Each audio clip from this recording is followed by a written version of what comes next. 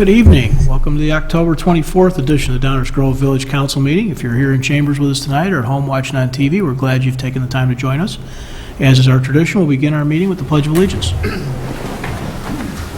I pledge allegiance to the flag of the United States of America and to the republic for which it stands, one nation, under God, indivisible, with liberty and justice for all.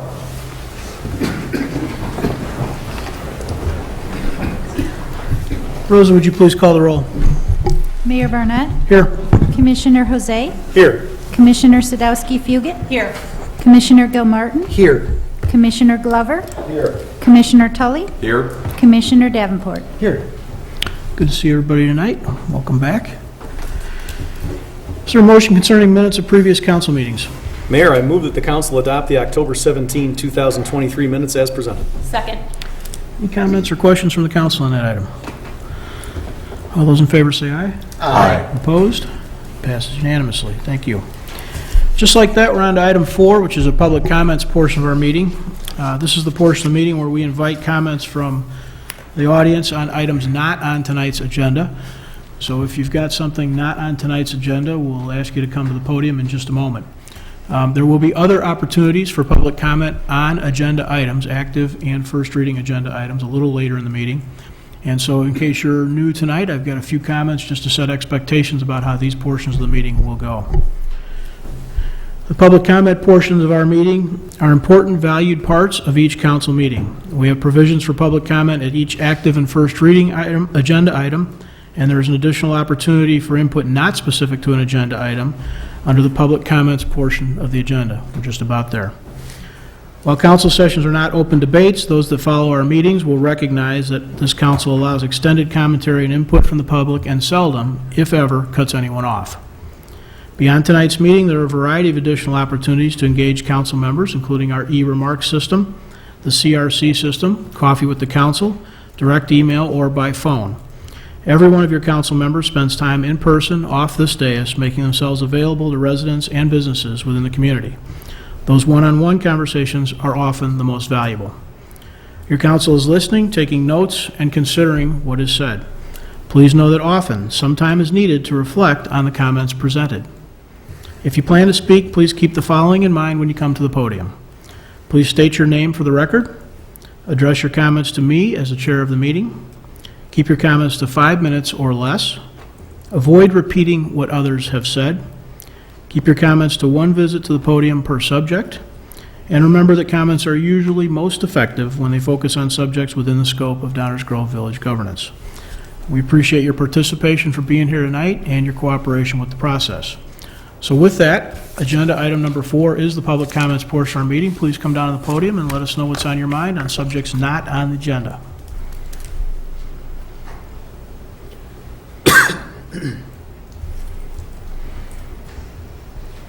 Good evening, Council. Good evening, Mayor. Mayor, the last meeting I was at, I asked this same my name's Francis. I'm a 34-year Downers Grove resident. I asked you this question last time, and you asked me to table it so that you can get a better answer. I'm curious if anybody can tell me what exactly is Downers Grove's brand. What is the brand of Downers Grove, please? Thank you. Thank you. Others? Janet Whittingham, longtime resident of Downers Grove. Thank you, Council, for your efforts and all the work that you do. I have a concern to share with you about the things have come up over the last few meetings having to do with the public awareness of the Council's actions and activities.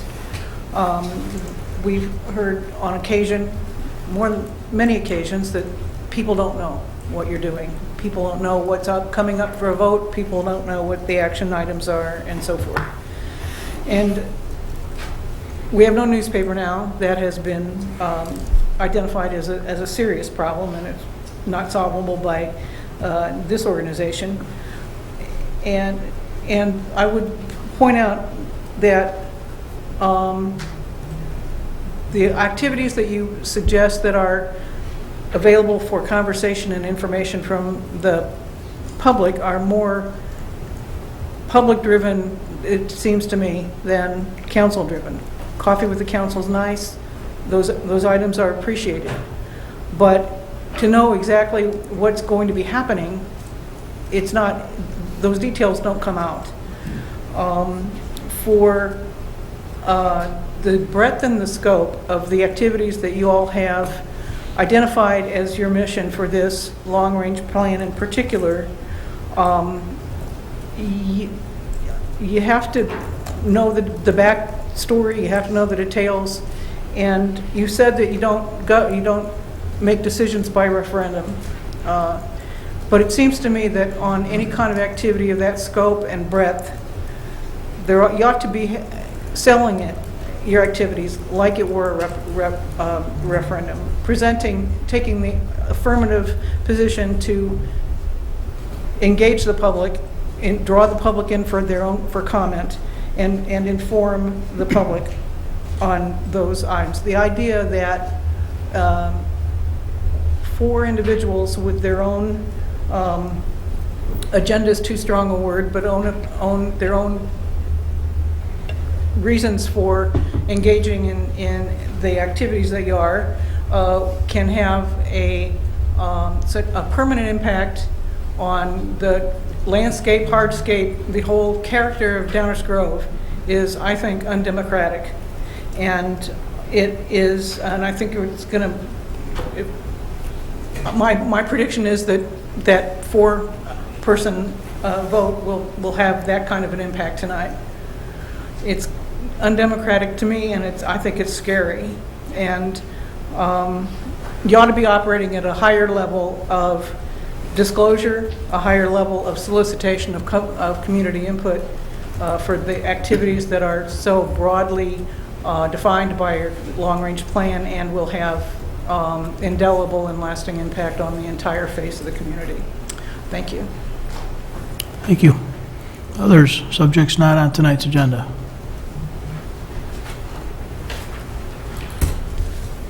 Okay, we will continue then. Item 5 is our consent agenda. Is there a motion? Mayor, I move that the council adopt the consent agenda as presented. Second. All those in favor say aye. Aye. Opposed? It passes unanimously.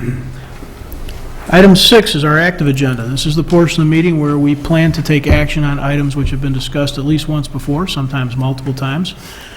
These items have been vetted by this group and likely anticipate official action at tonight's meeting. The first item on our agenda is an ordinance establishing video gaming regulations. Is there a motion? Mayor Barnett, I move to adopt ordinance 2023-10057 with the following changes. 1, the effective date shall be January 1st, 2025. 2, the village council should consider a resolution regarding video gaming referendum question. 3, reserving 3 of the 10 video game licenses for Class C licenses and removing them from the lottery process. Second. Okay, comments or questions from the audience on this agenda item?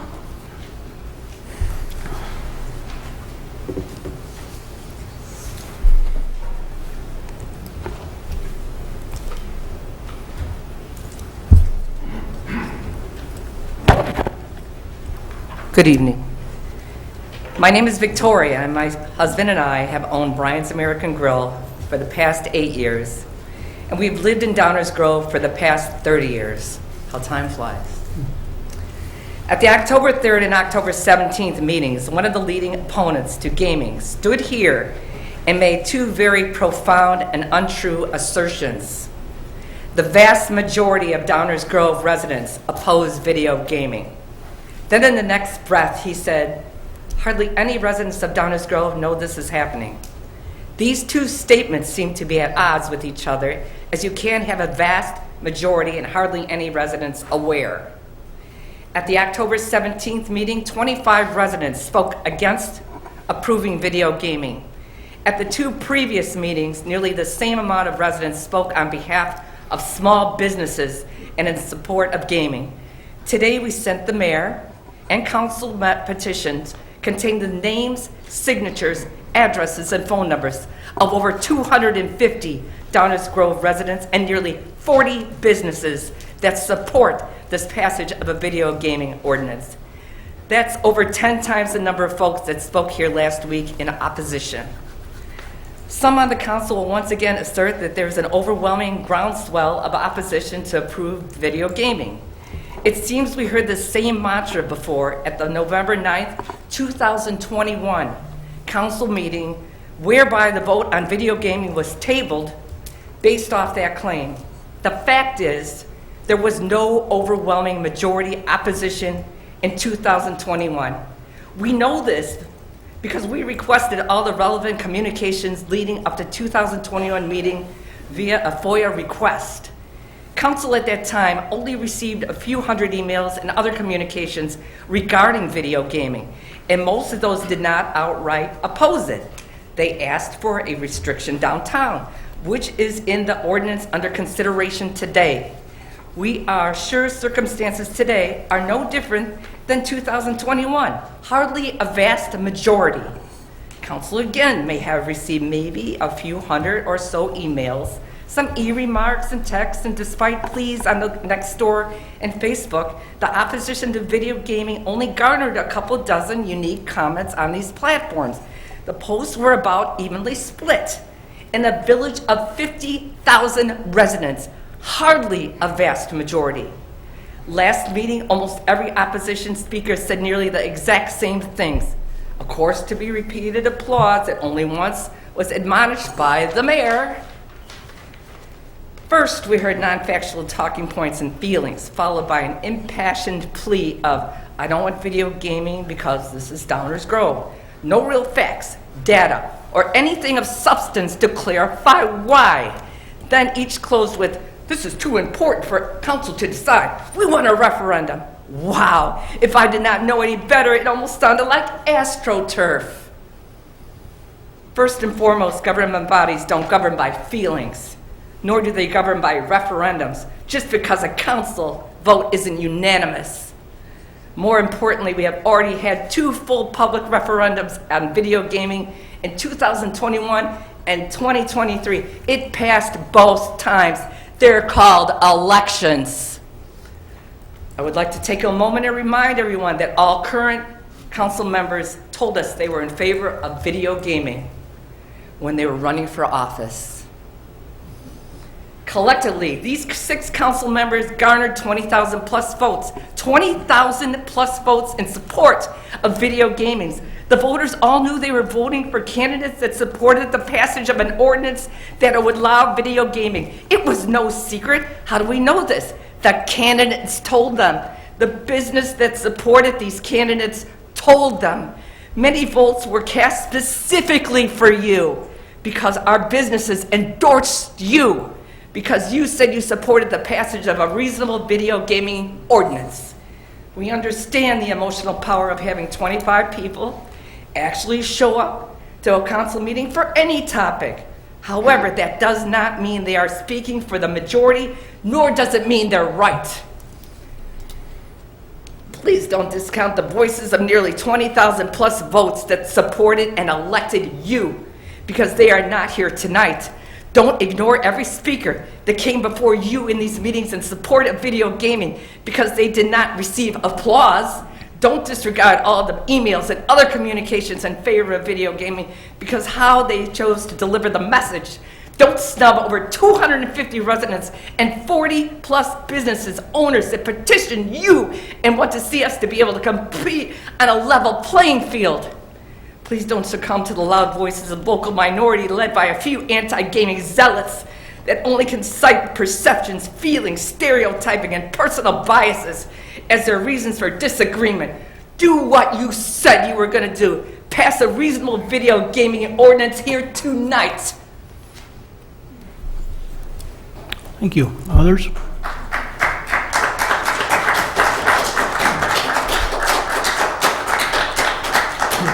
My name is Rich Matthews, 13-year resident. I'd like to read to you the definition of hypocrisy. The practice of claiming to moral standards or beliefs to which one's own behavior does not conform. Mayor Barnett asked a question at the October 3rd meeting. How many of you in the audience would like to live next to a place with video gaming? Predictably, no one raised their hand. So the point was made, right? Or was it? I would like to ask a similar question. How many folks want to live next to a bar or a restaurant? Open all hours of the day and night, cars pulling in and out of parking lots, impaired folks littering and being loud, the same bars and restaurants promoted by the mayor and the council. Raise your hands, please. My point is made. Here's some interesting facts.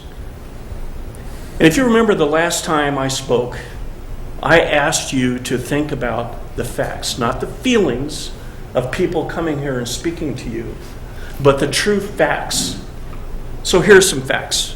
Alcohol is the #1 gateway drug on the planet alongside marijuana.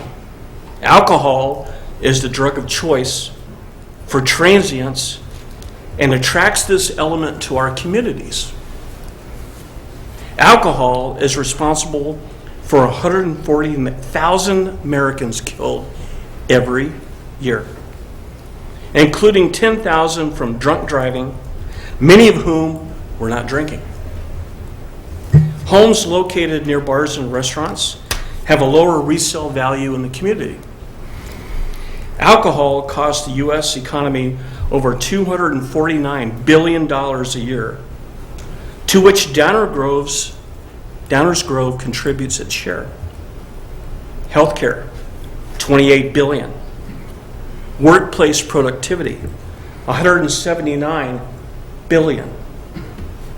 Collisions, $13 billion. Criminal justice system, $25 billion. Every bottle of liquor visible in a restaurant or a bar is a form of advertisement or a sign. Not to mention the posters, the neon, and the other forms of sign outside the buildings. Every adult seen drinking by a minor is an endorsement for the use of drugs. This brings up an interesting comparison. Alcohol sales versus video gaming in regards to the impact on brand and image in Downers Grove. The mayor and council support the sale, promotion, and propagation of alcohol sales in Downers Grove. As a matter of fact, so does most of the opposition of video gaming here tonight. A funny fact, a vast majority of folks that oppose video gaming in Downers Grove drink, bet on sports, play the lottery, buy raffle tickets, and play bingo. Yet, hate video gaming? That seems somewhat hypocritical. Alcohol sales have all the detrimental effects on the brand of Downers Grove that all opposition claims as fact that video gaming would have. But in actuality, it really doesn't. This is an empirical reality. Yet, we do not see the mayor, Chris Gilmartin, or Greg Hose, or their supporters call for banning the sale of alcohol in Downers Grove. Why is that? Hypocrisy fueled by money. Video gaming will not do the damage done to the brand or the image or the environment of Downers Grove that alcohol sales will ever do. Just check out the drunk transients at the train station, the DUI stats, the police calls, the gaudy signage, outside the restaurants, addiction costs, empty liquor bottles on the street, and so on, and so on, and so on. Those that oppose video gaming only cite protecting the brand of Downers Grove. A gentleman asked earlier what your definition of the brand of Downers Grove was, and no one even attempted to answer that question. No real definition is out there. If council votes to not approve, table, or send video gaming for referendum because of the alleged damage of video gaming, and given the real injury done to the brand caused by alcohol, then council, in order to reliance on principles and belief in protecting the brand from video gaming, need to immediately repeal the sale of alcohol in Downers Grove to improve the brand and make Downers Grove just like Hinsdale, only better. Thank you.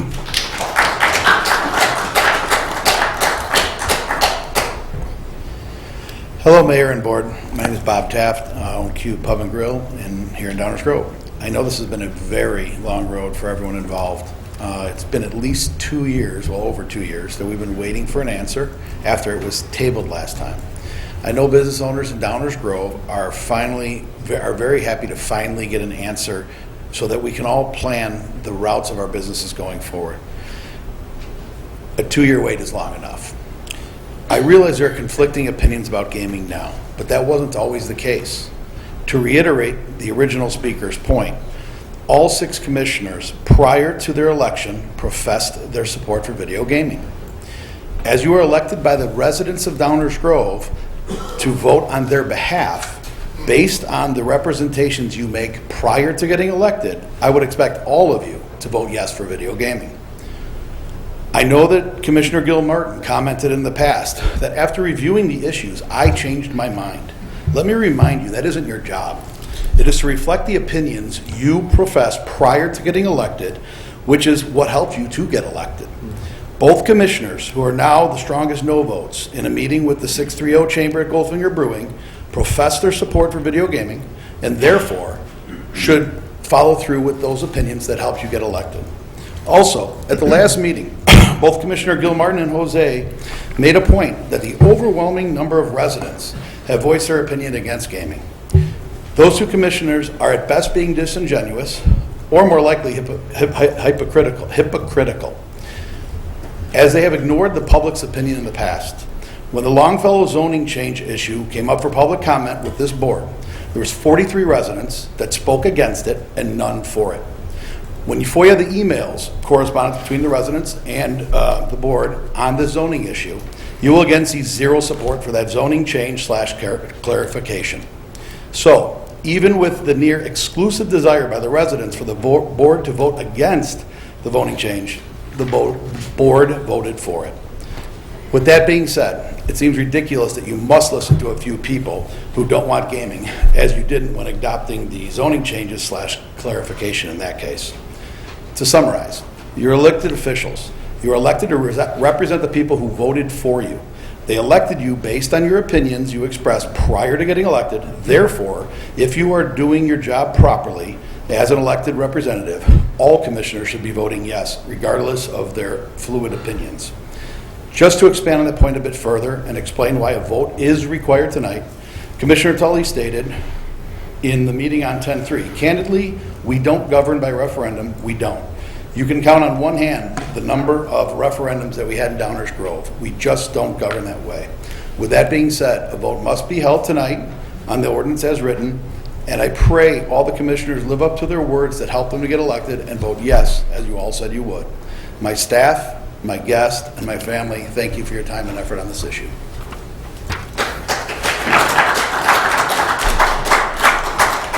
Hang on one second. Guys, I know several of you have been here before, and I know you know that I've stopped people from clapping when they clap for me as well. This isn't a partisan thing, a bias thing, a side thing, a agenda thing. It's a meeting management thing. It's to try to get the business of the village accomplished, try to get all the residents their opportunity to speak within a reasonable amount of time. It's also about trying to keep civility amongst each other. This isn't some kind of a contest or a war. This is a policy decision that as a community we're trying to sort through. So please stop with the applauding. Just don't. Just don't. Let's just continue to move on and listen to what each other has to say, and then we'll be debating some further up here. please. Good evening. My name is Brad Whitaker. I'm a 50-year resident of Downers Grove. I'm also the chairman of the board for Chamber 630. I'm here to represent them. We have consistently been in support of allowing video gaming in Downers Grove, and I'm here to express our strong support of the issue once again. Many of the communities in the region already allow video gaming. They recognize that they must do what they can to help business owners who choose to participate. In a post-COVID environment, this is more important than ever. Level the playing field. Please allow our restaurants and business owners the opportunity to compete. Do not be fooled by those who say that the dollars brought in for the village because of video gaming would be inconsequential. If you are in government, if you are an elected official, you know that every dollar matters. And every dollar this generates for the businesses that participate matters. This translates into better wages, upgrades, new equipment purchases, and so much more. This keeps our dollars local. At some point you have to ask yourselves, do you want to level the playing field or do you want to obstruct it? Please don't be the roadblock. Thank you.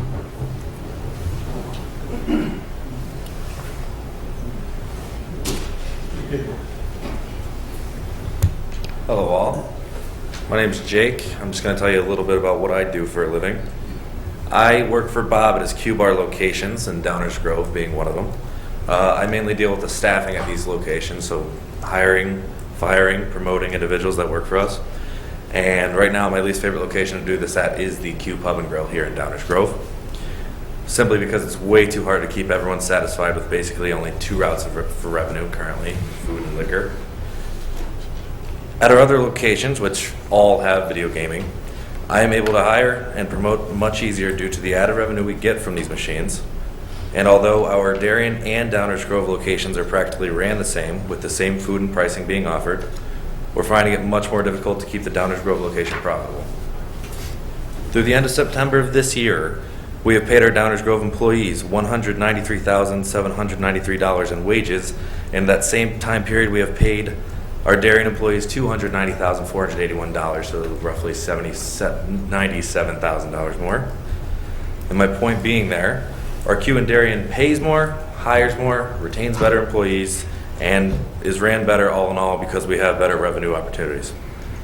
And I know that you want to keep Downers Grove unique to these surrounding cities you have, but you have to understand how hard it is for us to stay competitive with other towns when the customers can hop in their cars, drive 45 seconds from Q over to the Stevens restaurant right next to us and play on their slot machines. Not only that, but they eat their food and drink their drinks.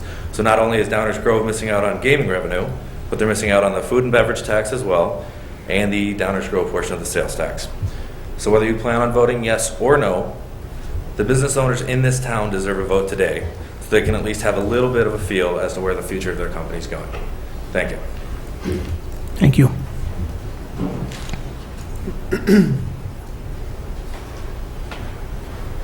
Hi. My name's Anita. I'm the event coordinator for Q Bar Group. I book hundreds of events every year, such as retirement parties, baby showers, reunions, for 4 of our locations, being in Darien, Lamont, and Aurora, and last in Downers Grove. Out of those 4 places, our Downers Grove location is the least booked by far. Many people choose to hold their events at our other locations simply because they have video gaming. We all know that a well-established and properly run government rules on facts and not feelings. Despite being given the facts for over 2 years now on how video gaming would benefit your local businesses, some of you have chosen the route of political hypocrisy after hearing the feelings of 27 citizens. Well, if that's what it takes to sway this council, then I'd like to share my own feelings. Not only do I hold a full-time job working partially in Downers Grove, I have 2 master's degrees. I worked for 13 years for the Department of Veterans Affairs, helping countless veterans find housing and rehabilitation. I've spent the majority of my life volunteering for places like my local church when I was little, to feed my starving children, wounded warriors, Toys for Tots, and so on. I've mentored foster children and have held the hands of dying veterans as they took their last breath more times than I can count. I am a wife and a mother, and on the rare occasion I get free time to go out with my husband, sisters, or girlfriends, I like to play on the video gaming machines. Does that make me part of the riffraff you want to keep out of Downers Grove? From what you've said, I guess I don't qualify to be part of your brand. Thank you. Others?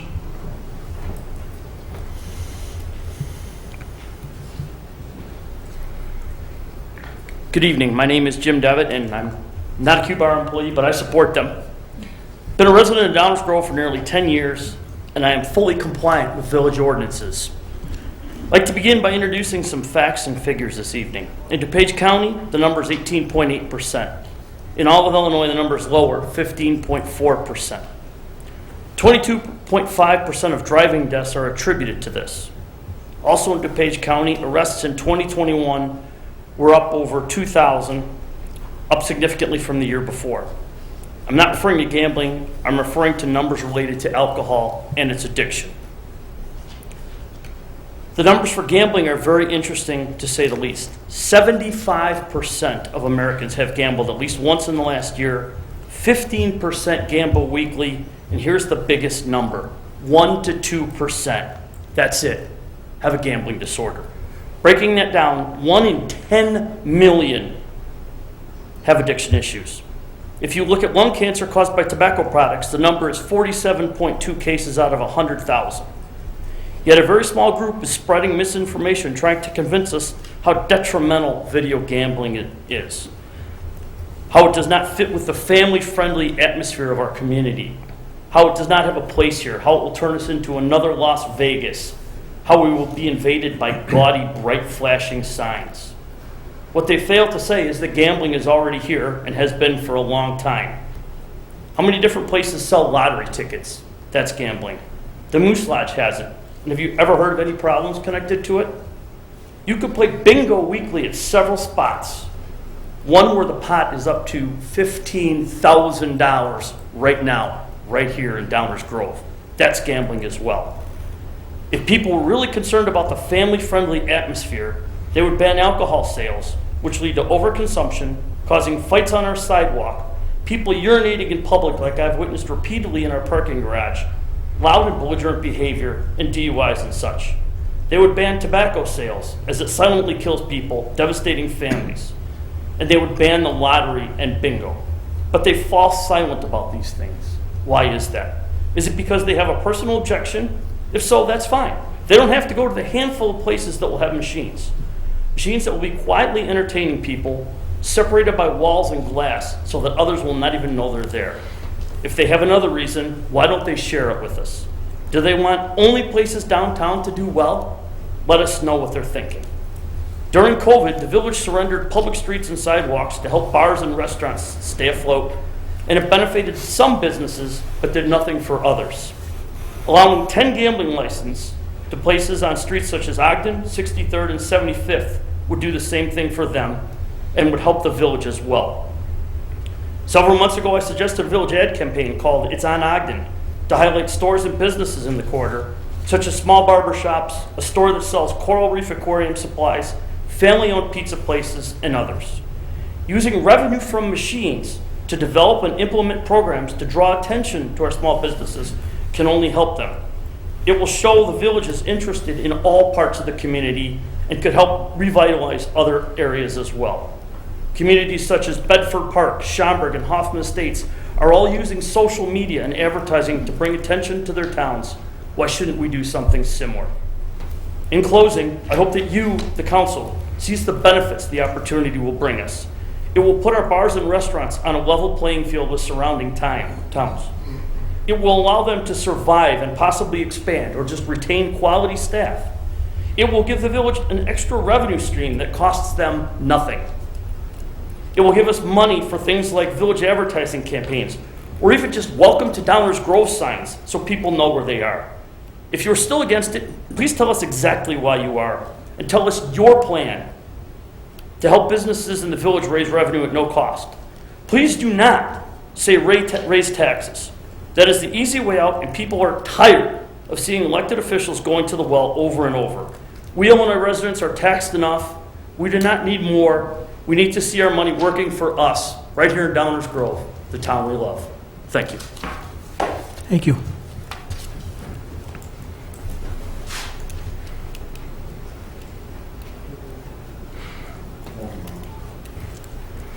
Good evening. My name is Charles Cucci. I live in Downers Grove, about 75th Lamont. And I was golfing with a friend about a month ago. He owns a restaurant bar in Downers Grove. And we were talking about some repairs he had to do to the roof. His air conditioner went out. Commercial air conditioners are very expensive, as is all the other equipment in a commercial kitchen that he has. And then we started talking about video gaming. I didn't really know have an idea what it was. And I started to notice, I was going east on 75th Street, about Janes Avenue. There was a little breakfast lunch place on the left and had a little neon red sign, with neon red tubing. It says, place slots here. It wasn't flashing, it wasn't making any attraction, it was just a red neon light. And I said, I can't imagine what kind of people are going to be gaming in there. They only are open till 2 or 3 o'clock, but apparently they must be doing something. And last week, my girlfriend and I were in Westmont at a restaurant, and we'd seen the slot names on the sign on the exterior, but never really paid any attention to it because we weren't interested in the gaming. But because I had the contact with this restaurant owner, I thought maybe I'd check it out. And I went out, we asked the employee, have you ever had any problems here with the video gaming? She said never. Never had any fights or obnoxious people. Hasn't drawn any bad people in there. And we said, where is it? We're going to take a look at it. Well, it was on the Cass Avenue side, the front of the building, and we walked back. There's families eating barbecue and just socializing like they do. And there was a wall, and there was a couple of swinging doors like in an old Western movie. So we walked through those doors, and there was like maybe 5 or 6 machines in there. And there was a gentleman sitting, playing one of the games, and he looked at us when we walked in. And I just said, excuse me, can I ask you a question? And he says, yeah. I says, why are you playing this game? And he says, for the entertainment. He says he lives about 3 blocks away. He comes in there every once in a while to have dinner and just have entertainment at the machine. He wasn't expecting to make any money. I mean, if you have a pinball machine, people putting money in there, and they're making noise, and the lights are going off and that, and they're entertaining themselves. If you're on the video machine, you're putting your money in, you're getting entertained, and you might have a chance to win a little money. I don't know how much money's involved in these, but it's not a whole lot different. It's just entertainment. And I don't see any problem with it. I don't care one way or the other, but I think small business people who live in the community and their businesses in the community, they've helped Downers Grove develop by putting their business here. And I don't see what harm it would do to give them an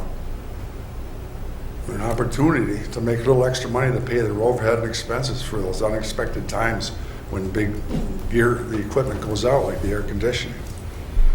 And I've heard people say, well, they draw a rowdy crowd and all that. Yeah, that would be more like a real gambling facility, like a casino. Then you are changing the area, you're changing your city, you're changing your standards. That's what a casino would do. But I don't see any problem with just talking 7 or 8 places with 5, 6 machines. It's just giving these businesses, which have given back to the community, an opportunity to make a little extra money. And that's pretty much what I have to say, and I hope you'll consider that. Thank you. Hi, my name is Carrie Swenson, 20-year veteran of Downers Grove. Some of you know me and have never seen me with the glasses on and cutoffs and my own Downers Grove Panthers t-shirt. I'm speaking against a vote tonight and wanting it to be for referendum, and a few points added to that. Number one, I didn't know how any of you, when I voted for you, were going to vote on video gaming. So that argument, as somebody that's very involved, that does somewhat pay attention to the issues, I did not have a conversation with any one of you up there regarding this vote. So that is just not true, at least from this member of our community. We're not talking about smoking. We're not talking about drinking. We're not talking about the vape shops. Although that is, personally, we've got enough of that in our community, but that's not what's on the agenda for today. Today is video gaming. So comparing one with the other, in my opinion, completely irrelevant. We're also not talking about COVID. That was 3 years ago. You can blame Springfield for all the lockdowns and all the pain that our businesses felt. That wasn't our council's fault or anything to do with that. And it was also 3 years ago. So if businesses have not recouped from that or are worried about that happening again, not the council's job, state government's job. As a parent that runs from one place to another, sometimes doing takeout for my family, I've got one kid in college who likes to go to a lot of our restaurants and stuff. I can say for sure, just based off concept alone, like I won't eat at Bryant's. We'll go somewhere else. There's plenty of other choices. So they just lost my business. Maybe it's only going to be $50, $60 a dinner, but I know that I'm not the only one. I am out in the community a lot. I do talk to other people. I actually didn't have this many strong feelings about video gaming at all. I wanted to hear what all of you had to say. I don't know enough about economics, don't have a budgetary degree. I'm a mom, I was a teacher. And based off of everything that I've heard and talking to the community, I'm very confident in that I am against it. So my speech, totally unprepared, as I came in late and will probably leave shortly after to go pick up my daughter from dance, is, you know, there's enough. I get you don't want to govern by referendum. I get that the business owners want a decision. They've been waiting. I get both sides of it. In this case, I really feel that you know, as you guys were all elected, let's err on the side of caution.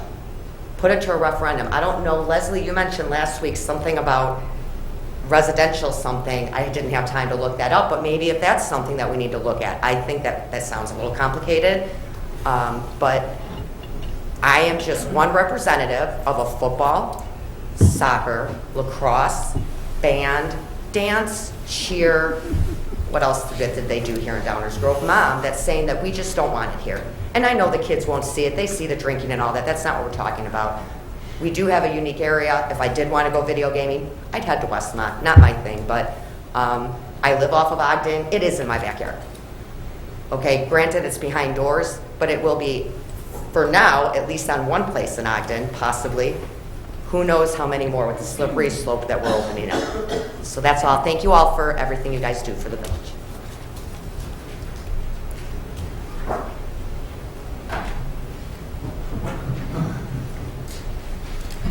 Hi, I am Dr. Jamie Moss. I am a business owner in Downers Grove, right across the street from Key Barbecue. So I would say this has all been about business so far, and it's all been about hypocrisy and alcohol, which, number one, I don't think alcohol should be talked about at all right now. And I'm just wondering at what point we're actually going to talk about the health consequences of gambling and why we're calling it video gaming when it's actually video gambling. If money is inserted into that machine and you can win or lose it, it's called gambling. So why are we calling it gaming? I feel like we're just kind of like diminishing exactly what it is. So I don't have a speech ready either. I just wrote down a few little notes that I put together yesterday.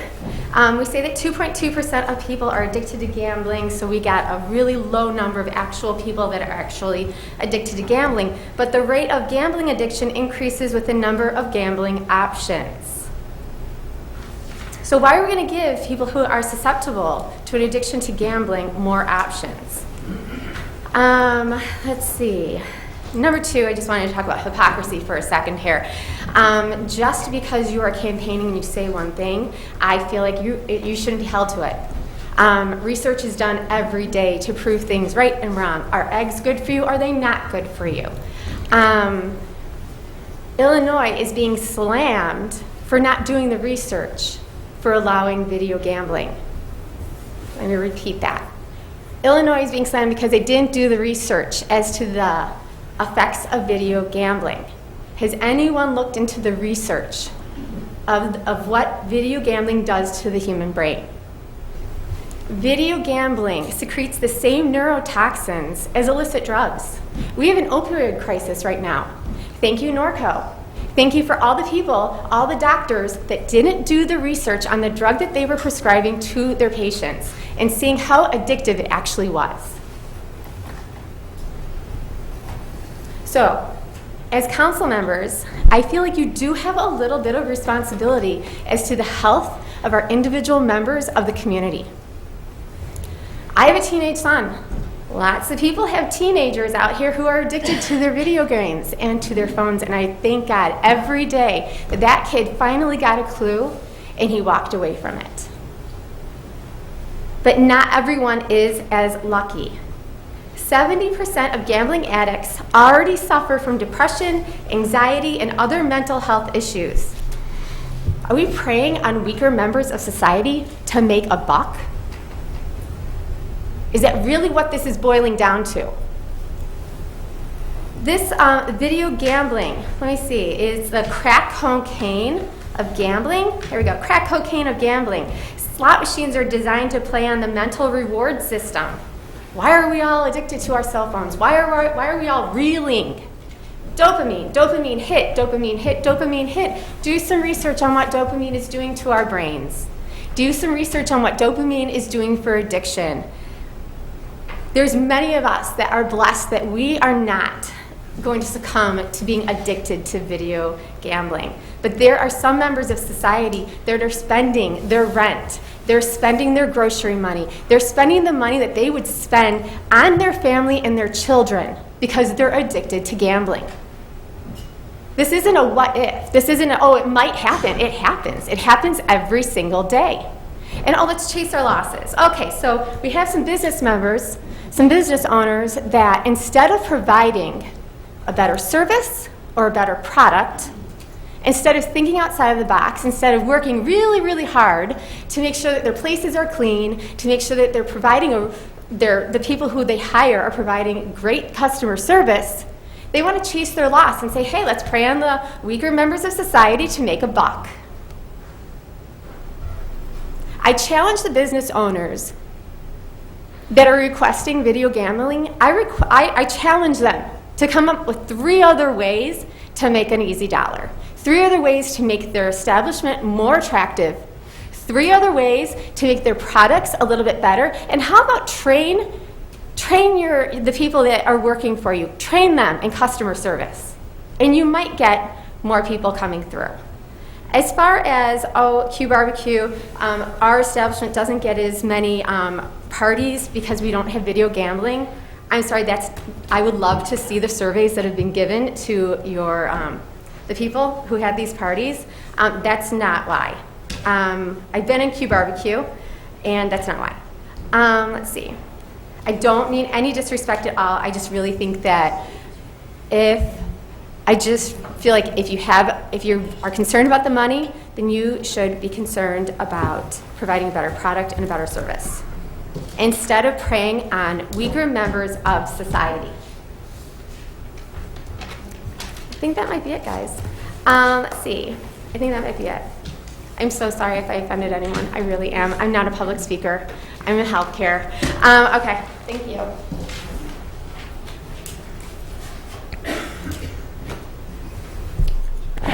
Thank you. Everybody's opinion is appreciated and good.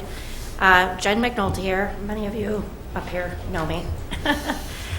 I've been a member of this community. I grew up here, raised here, still live here, put 3 kids through school here, still my youngest sophomore at North, all went through St. Joseph School, lifelong parishioner, went there myself. So this community is very near and dear to me. And I appreciate everybody's opinion, and we should respect each other and appreciate different sides. One thing that I am for gaming in the businesses. I'm not for gaming in our little downtown area. I don't agree with that. Keep our little downtown quaint and keep it out of there. But there are, almost 150 bars throughout Downers Grove that could benefit from this. And I don't see how that would hurt our little community, our little cute downtown Downers Grove. When I grew up here, this town was nothing. It was farm fields. It was Venture on 75th Street. It was a little hardware store in Fannie Mae in downtown Downers Grove. And look at it now. Things change. Things evolve. For the businesses here, it seems to me, from what I've heard from the business owners, that they would benefit financially, and the village would benefit financially. And I think that's a good thing. And I have to say, honestly, I'm a bit confused why there is this opposition. I understand if people fundamentally have a problem with gambling, alcohol, tobacco, whatever. But nobody's forcing anybody to do that. People choose to go to these places and do those activities. And here in Downers Grove, we have half-mile away in either direction that people can go and do their gambling. So they get their money. Downers Grove doesn't get their money. What about, District 58? That some of the schools need air conditioning. Who's going to pay for that? Taxes, where is that going to come from? Out of the pockets? Or should we take some of that money that we would get from that revenue and put it into that? So, anyway, I didn't have an official speech prepared, but that's my 2 cents. Thank you.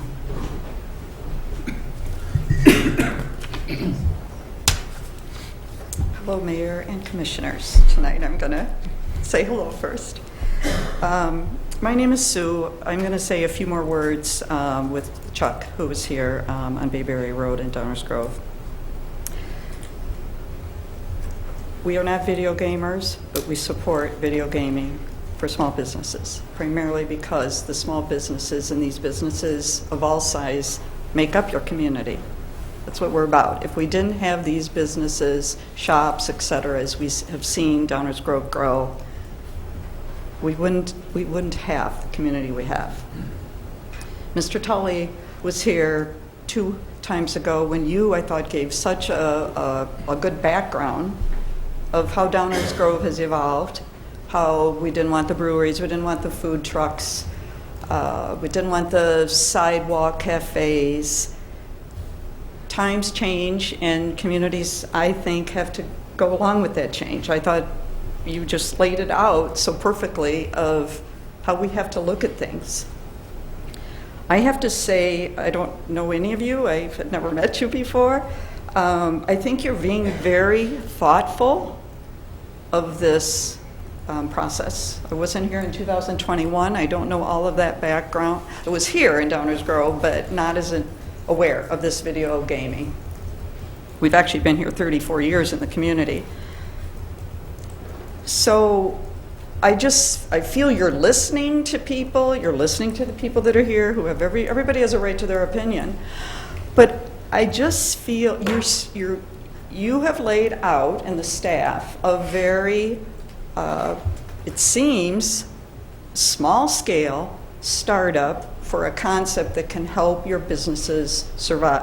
I don't want to say survive. I think they're doing fine, but Small businesses have the unfortunate, as Chuck was saying, an air conditioner goes out and so on. And you don't really know yet. I liked, Leslie, your comment about doing a review. Let's give it a shot. Let's try. All revenue is good for the community, and it's certainly good for your communities or for your businesses to enhance themselves. I appreciate the thoughts on addiction and all of that. I'm one more on the camp of where I think alcohol and tobacco are far worse than these few machines that are going to be in the businesses. As Chuck mentioned, we went to Uncle Bub's and he told that story. We go there all the time. We go to many small businesses because we enjoy getting to know the owners, the other patrons. It's like going to a neighborhood bar. You know, that's what it's about, is a community, that feel. And that's what we enjoy. And I think you're trying so hard, which I appreciate and I hope others appreciate, to make it small scale, start small, do a review in a year, see what kind of issues occurred. And you're going to be able to stop it. If things, God forbid, go totally chaotic, I mean, I don't know how exactly your rulings work. I think you'll be able to deal with this. So let's give the businesses a shot at it. You've got only 10 licenses, or if you include the Moose and that, 5, 6 machines. Everybody has to be 21. You're going to have security cameras. You've got 7-foot walls, private room. And I have to say, and everybody has their opinion, but the comments about the small businesses or just businesses, these are good people. I mean, I guess I can't speak for every one of them, but every small business I know, they're good people that are trying to make a living and are trying to be, they live here. They're not trying to sabotage Downers Grove. I just don't get it. I think we have to respect them. I think we have to give them a shot for something they're requesting. You're being very thoughtful. You're starting out small scale. Stop it if it doesn't work, but give them a shot at it. I just don't see, you control it. You control the signage. You control the size. I just think you've been a very thoughtful counsel in listening. But I hope you will support video gaming for these businesses. Downers Grove is a great community, diverse, with all of its things. Let this small thing happen. I just don't get it. I really don't. And I respect everyone here with the thoughts, but this isn't downtown. I just want to say a couple comments on that. It's not that downtown area. It's typically on the outskirts. And typically the clientele, I think, going into these small businesses, they're not going to be, I don't want to say any bad words about different kind of people. I like going to a bar. Actually, I just thought of this. I remember in my young working days going and playing Pac-Man and Space Invaders and Pong and all those kinds of things. I don't think I was a bad person doing that in bars. It's a way of entertainment, some way to just bring people in. So thank you for listening to me. I really hope you'll vote yes for this. And the thought on referendums, I know myself, if you do a referendum, I think I would really hope and recommend the facts have to be laid out to all of Downers Grove. I don't know how you do it. I don't know if it's through the paper, hold town halls. But I know myself, when I get a referendum on a ballot, if I'm not well educated in it, I vote no, because, well, I don't want to, what's the phrase, do the apple cart or whatever. So if I don't understand it, I'll definitely vote no. And so it's almost like if you go to a referendum, I think you're pretty much saying no to the businesses. And do you want to do that? I hope not. Thank you very much. Thank you.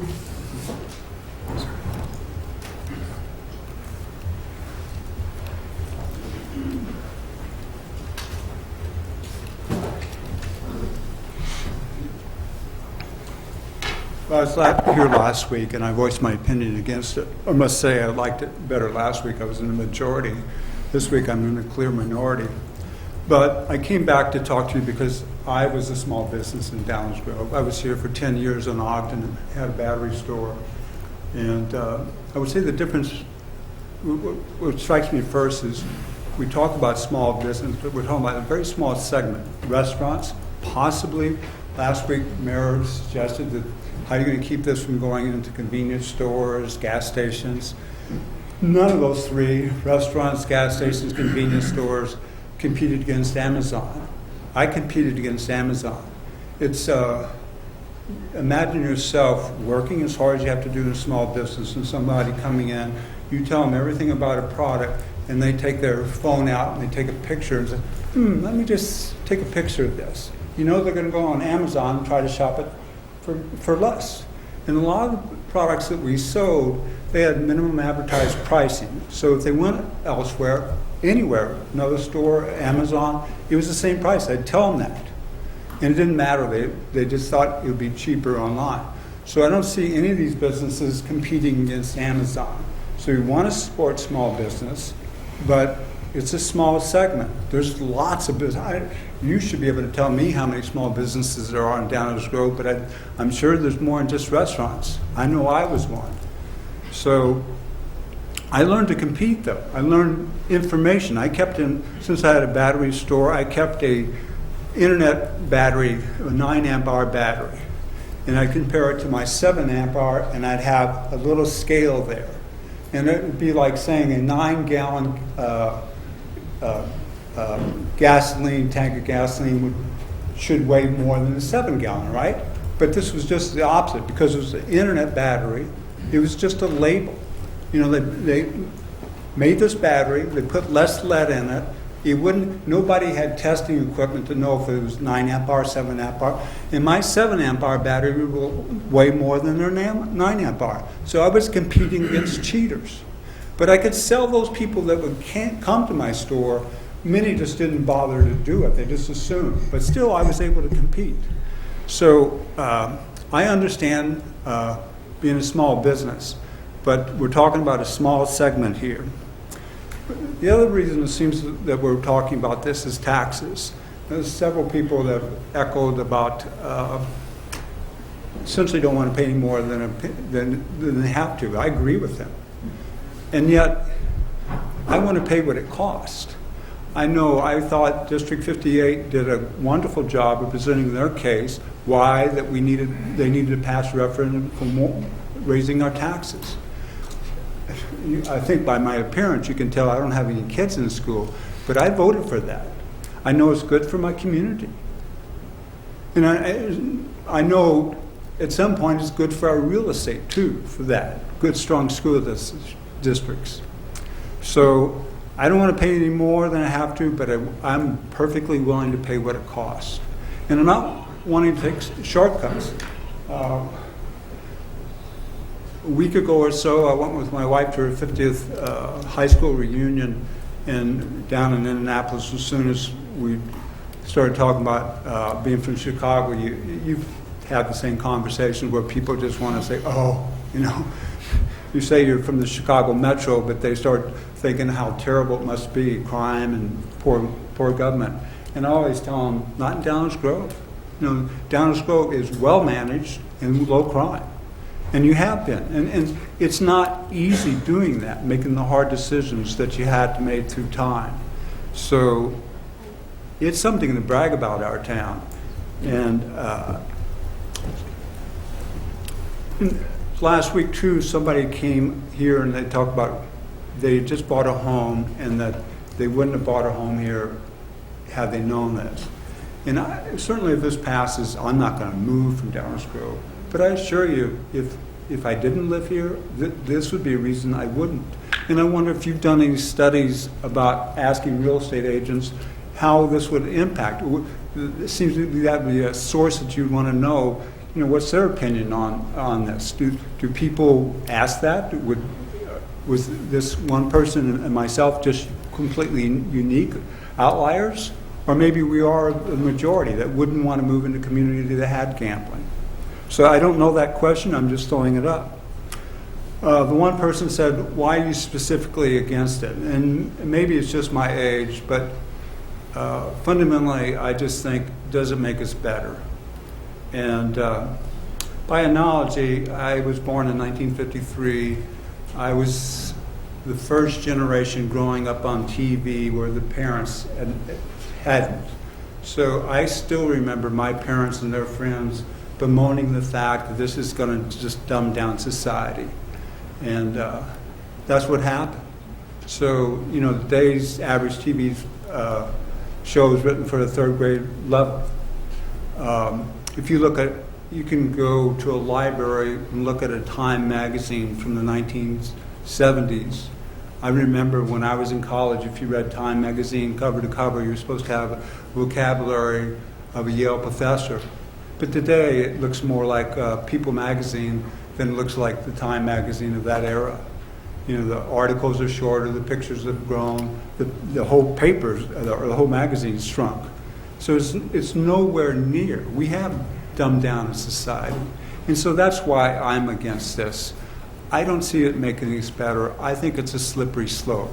I don't know what's going to happen. I don't think it's going to be, you know, I don't think we're going to turn into Pottersville from Bedford Falls in a matter of a year or two, but I think it's going in that direction. I don't know, possibly you've had conversations where people bemoan the fact that we're not as strong as we used to be. And I think this is the fundamental challenge here. Is it making us better? And to that end, the mayor's always told me speed up. So that's my reason against this. I'm willing to pay more for society to be stronger, for our town to be stronger, and that's why I'm against it. Thank you. Thank you.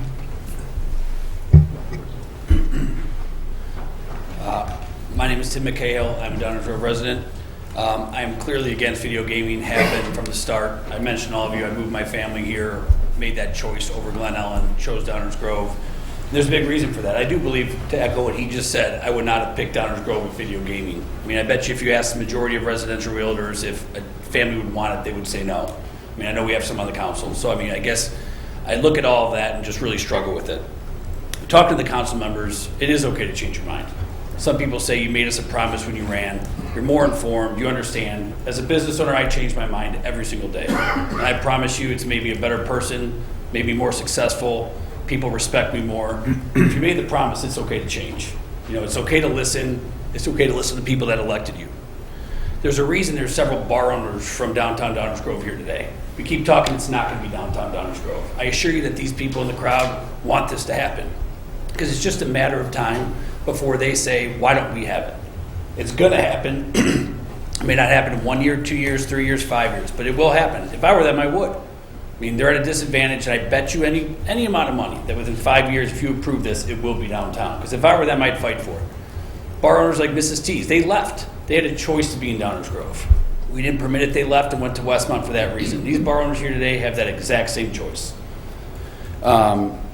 There's rules that everyone keeps bringing up about video games being hidden, the machines being behind walls. I don't know if you've been to the Moose, there is no wall. It's right out in the open. Kids run right up to the machines. So I keep hearing how it's going to be restricted, how the town's going to govern this. The first place that has it, there are 0 rules. It is everywhere. Literally a rope in the middle of the bar. So we talk about how this is going to be restricted, no one even cares. So it's going to be a matter of time before this just gets blown over.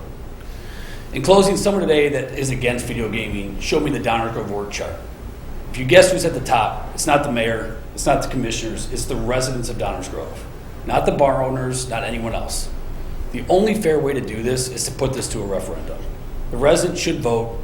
I firsthand did not know about this 2 years ago, and I do feel for the bar owners. If I were them, I would want it. I get it. I feel for them, and I understand that they've been waiting 2 years.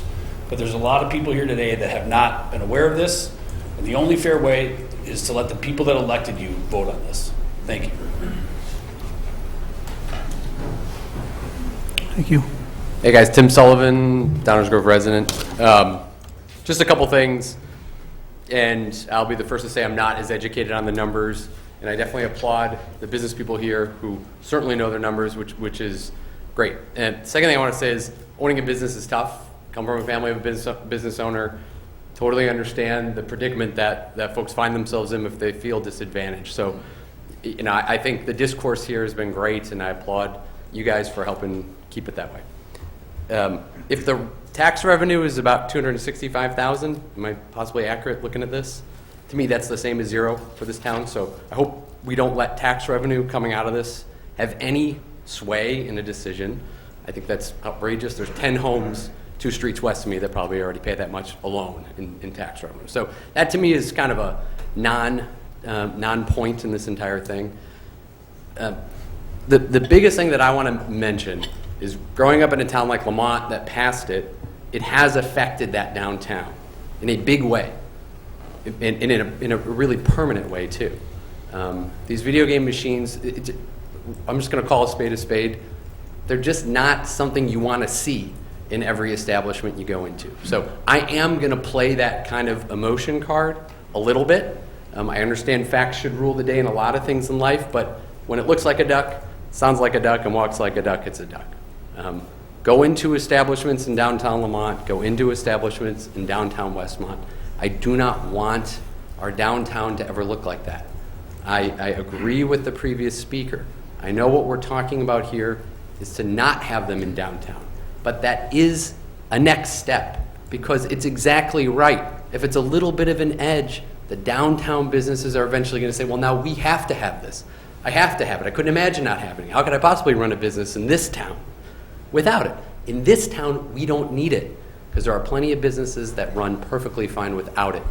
All of that said, I have just a lot of empathy for the business owners who are here, who are speaking for it as well. I think that's tough. I'm against it, and I'm simply voicing my opinions as such. Thank you. Thank you. Good evening, Mr. Mayor, Commissioners. Thanks for the time to allow us to speak. I am one that is in support of the video gaming. I can say I am not a video gamer myself, but I think to myself, what harm is it doing me by not being a gamer but going to an establishment that does offer that? I've been to multiple establishments. I've been to one of Bob's establishments. I was never forced or pressured or coerced to go gambling. Never did. Nobody ever came up to me and said, hey, we have all this, you should go. No, it's never happened. Everybody has that choice as far as a patron to whether they want to do that or not. Nobody is forcing anybody. In the same way with the business owners, if they do not want to partake in this, I think it's their choice well. They don't have to apply for it. So I just want to simply say that I think there's choices for patrons and everything, and I think that nobody's forced to do anything they don't have to. So I just think that, and I want to speak to Bob. I actually host a holiday party with my company with Bob, one of his establishments. And it's about 50 to 80 people. We do it every year. And one of the draws that my participants of the party like is they have gaming. They do it. But nobody of those 80 people is forced or asked. Nobody is pushed into it. So I think it's just a choice. So thank you for your time. Thank you. For those of who know me or don't know me, I'm Tom Klislik. I served as an alderman for the city of Darien for 8 years. So I know what you're feeling. I know what's going through your minds. I sat right where you sat with the same vote in front of me. And I'm here to tell you that I regret making that vote. That vote at the time was to allow 2 gaming establishments in the city of Darien. Our perspective for council, I think it passed unanimously, was to help the business owners. Like, we got to help them. And we'll get some more finances in our city, right? But the issue we have is we never looked at it collectively long term. What does it do to a city? I'm not looking at, a lot of good arguments were made, and absolutely I'm glad that people have brought it up. But one thing I would recommend is go through the city of Darien and take a look. What happened over the years is a few businesses came in, and they'll say, Tom, how did they get a license? Why did I get a license? Why are you picking and choosing winners in our town? So next thing you know, more business owners will come to the council, and they'll have a sob story, and then you'll feel bad, and you'll end up giving more licenses. You will not control it. We tried to control it. We tried to control the signs. We couldn't. To this day, as an elected official, I'm no more, I still get emails and complaints from residents about that. Secondly, and I think the most importantly, is how it changes what goes into your town. So what really opened my eyes is that once gaming comes in, you are preventing other businesses from coming in. And that's something that wasn't brought up and something I never realized until I was an alderman. So in the city of Darien, for example, you want to get like a Kuman that, for little kids to come in. They will not go next to a slot gaming machine location. It just won't. So one of the things you have to realize is you're preventing a lot of business from coming into Downers Grove. You know, I go to Lifetime Fitness. Near Lifetime Fitness, you got a New Balance store. You got healthy food stores. You have a lot of other things that are within that ecosystem, okay? Where we sort of screwed up in Darien is by allowing gaming, we sort of changed the ecosystem, right? This past year, we had a smoke bank come in, right? I still get emails on that Plainfield and smoke bank that came in. Why? Because if you game, that's the same demographic that's more likely going to drink. It's the same demographic that more likely is going to buy tobacco, right? So for me, as a new resident here, it's not the business owner, it's not the revenue, it's how are you going to change your town, and you can't control that. Trust me, we tried controlling it, and we just couldn't.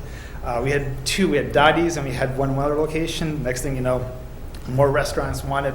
We even have it at the golf course. Why? Oh, you know, it's slow in the wintertime. Can you guys help us out? Can we have gaming at the golf course? Well, we're at the head out of the box, right? Everyone else has it. So Darien Gaming, they have it. They have six down there, and 6 machines. And you know who goes down there in the fall and spring? Hinsdale South High School to play golf, right? And we're introducing gaming very early. So I just want to make sure and make it very clear what businesses will you start attracting once you approve this, right? So in the city of Darien, right, as you come in, we have this awesome villainous restaurant, Eastern European. I love going there, and they have slots. You know, when I was in council, big thing is the reputation we're getting. You come in from the east heading west, you have Smoke Bank. You come in 75th Street from the west, from Naperville, you have gaming. You have Q Bar from the south. I mean, you just cannot avoid it. I mean, eventually, some of us were embarrassed being in Darien that we allowed this to come in for just a couple bucks. Yeah, you know, our budget's $16 million. It brought around $200,000. But what businesses did we kick out? What reputation do you have? And just to expunge on that point, I moved to Downers Grove. I have families on our block that are moving out of the district. Why? They go down the street every single day looking for a house. Oh, there's Smoke Bank. There's slots in play. Should I move my family in? I'm moving out of Chicago. I'm going to start a family. I'm going to grow. They don't want to move into Darien. And it's really sad. It personally hurt me because I was I represented them. And so to hear that from like realtors and stuff, it really hit hard. And I served on a couple middle school strategic planning. We're down by 1/3 of students, right? So it's more than just the money. It's just more than the business owners. It's the flavor of your town, your charm that brings people in, right? And it takes forever to get it. And we had a really cool charm in Darien, but we sort of threw it away for a couple bucks and to save a couple business owners. So I highly recommend not bringing this in. As an alderman that favored it before, I will regret that vote, making that vote, because you can't stop it. This business here, they can put the lights as bright as you want because it's inside the building and not outside, so we can't control it. So, if you want to see what happens 8 years after you allow gaming, just go down 75th Street and Cass Avenue. Just see how it changed the demographics of our town. Mostly now we're just having seniors. We don't have enough kids going into our town. Families are moving out. I moved to Downers Grove. Others are moving other areas. So, I think you got to look at this vote not just from a financial standpoint, but the flavor of the town, long term. What other businesses do you want to come in? What other businesses do you want to kick out?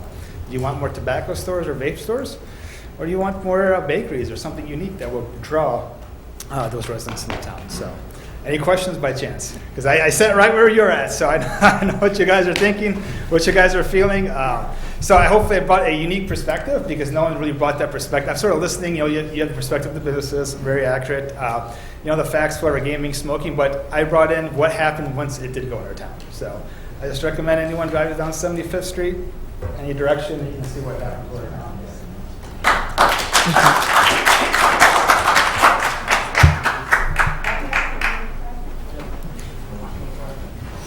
Good evening.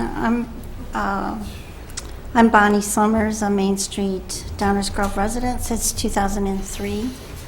So, Mr. Mayor, well, first for the record, I wanted to just affirm your right to change your mind. I look for candidates when I go to vote for elected officials that will be thoughtful and take into account different perspectives and new information when it comes, and so I certainly would affirm that. And actually, I changed my mind tonight, and I'm going to try to say video gambling instead of video gaming because I do think that's more accurate now that I heard it. So there you go. We can all change our minds. So what I want to say is a few things here. So you as a board are split on this issue. So that's a huge statement right there for me. And the second part that concerns me now is that despite all the hard work the council has done, I really appreciate that, and the many perspectives you've listened to already, the village as a whole does not have clear public data on our residents' current opinions on the issue. So we have people I talk to say yes, people I talk to say no. But there's no real data about that. That's why I would really like to see a referendum happen, and a referendum that the board instigates. So since the last discussion, too, I wanted to point out that that's 2021, right? So the residents of the town have changed. The composition has changed. Some issues have changed around locally and around the world. So, we don't, even if we took that perspective from 2 years ago, it's not the same now. So I think we need to take that into my perspective too. Also, we do have data, there's petitions out there, you have stacks of emails, so I'm sure that you could count up and kind of do some sort of read on what the residents' opinions are, but I don't think there's really a sound poll or anything that would match what a referendum or some kind of poll would do. So we say we want facts, so I would really urge the council to honor the simple request to offer a referendum, non-binding or not. I don't know what that really means, but I would love to see that on video gambling in Downers Grove. So for me, the process is as much at stake as the issue tonight. So first, why would we proceed on guesses and hearsay when important missing information could easily be obtained? And this is, as someone said last week, I think it was Chris, about it being a government of, by, and for the people. Why not be sure what the people want? And the people here include business owners and restaurant owners and all that too, in many cases. So it's not like one against the other. And secondly, I firmly believe that the little extra time and care put into a referendum could really serve us as a community, would give us a really great opportunity to not only maintain, but to build trust in our governance and among every stakeholder that we have. And there are many. And in some cases, it would restore the trust. As well as to improve communication, I think that would be another value to this. So you as a council routinely ask for input, and I hope that you will now vote in full consideration of all the input, including current resident data, and proceed to a referendum on video gambling here. Thanks so much. Thank you.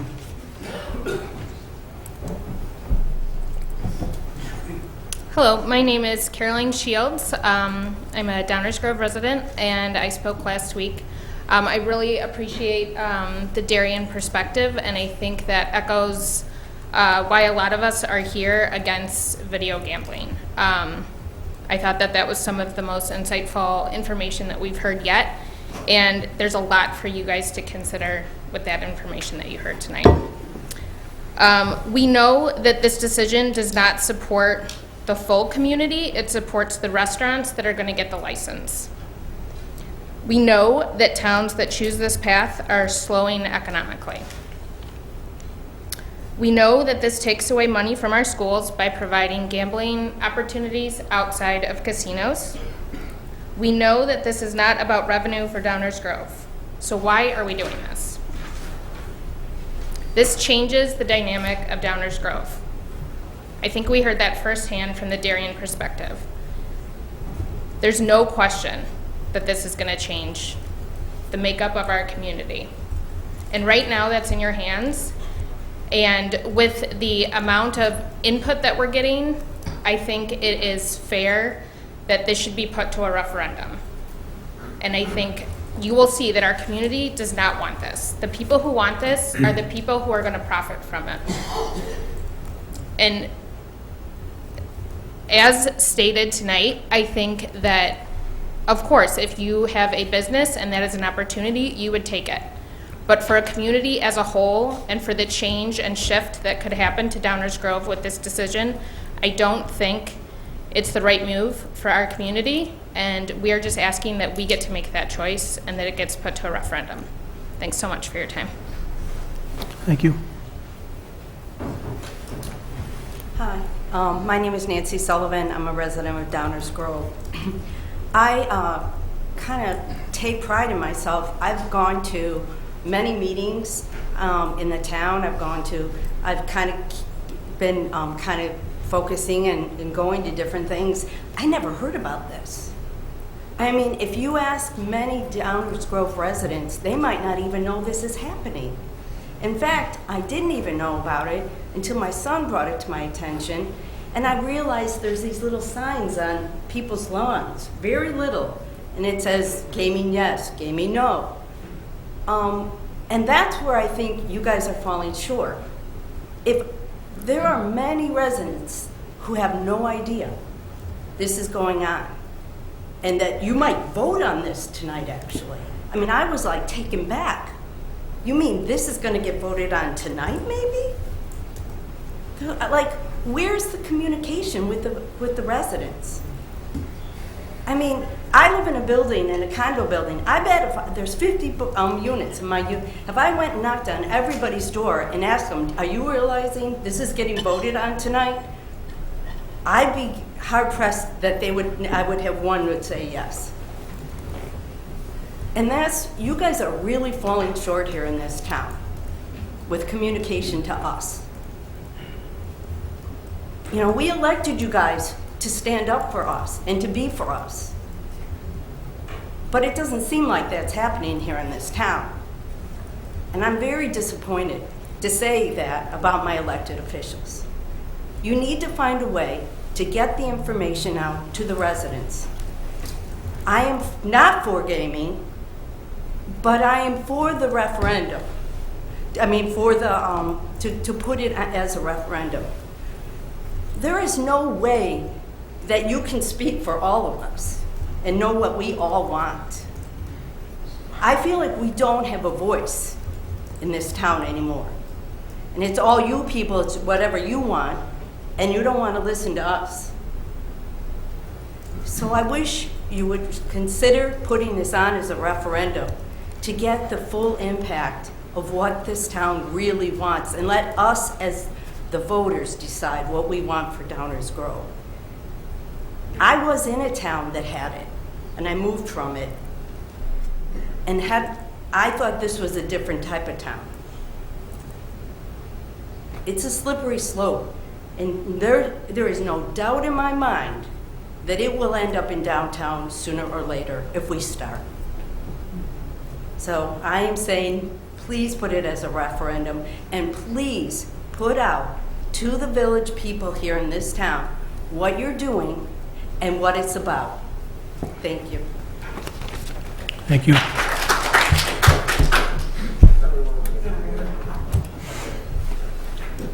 Good evening, Mr. Mayor, Commissioners. My name is Angie Costello, and I do work in gaming. I've been in gaming almost 20 years, and I am passionate about the video gaming industry. And why? Support small businesses. Support your businesses.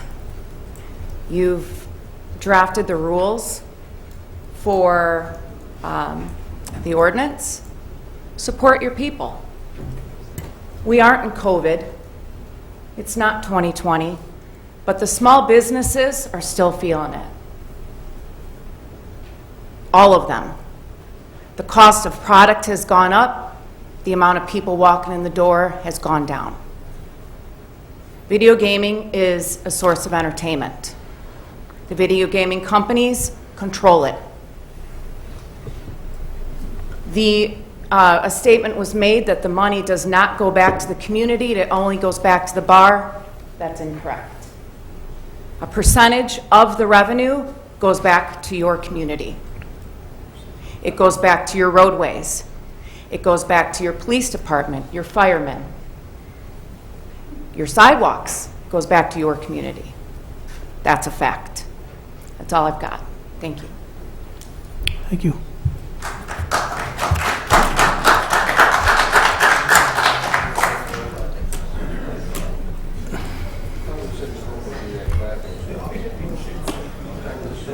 Evening, Scott Richards. I attended last week's meeting, and at that time I had asked Leslie a question about if this is voted right away and it goes through, but yet there are people who are getting serious about trying to get a referendum. And I said, well, once you've voted on it, if you passed it, what good does that do to have a referendum? And I think you comment, well, we could overturn it. And I thought, good luck doing that. You're going to have people screaming like you're taking a lung out. Because it's like, what's the push? What's the urgency about passing this? Why? Why are we on a time schedule to get this thing passed? Again, I'm supporting a referendum. I would let the people decide. Let the people, majority rule. It's one of the principles of our country. And no offense to this board whatsoever, but I'd rather hear from the people than 6 or 7 people on a board. The impact on this is going to be, bigger than. We're not just talking about zoning on a corner or something. This could have impact on the whole town. And there's a hesitancy here about letting it go to the people, and I don't understand that.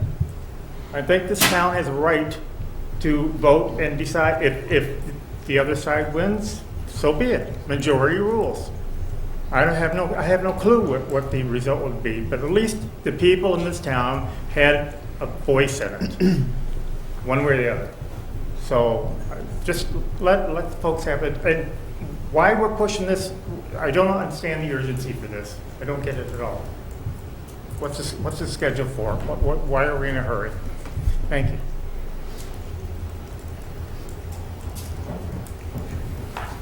Good evening, council, residents, and fellow business owners. My name is Jim Wyrick. I own a place called Downers Sand Club in North Downers. Right across the street is Lombard.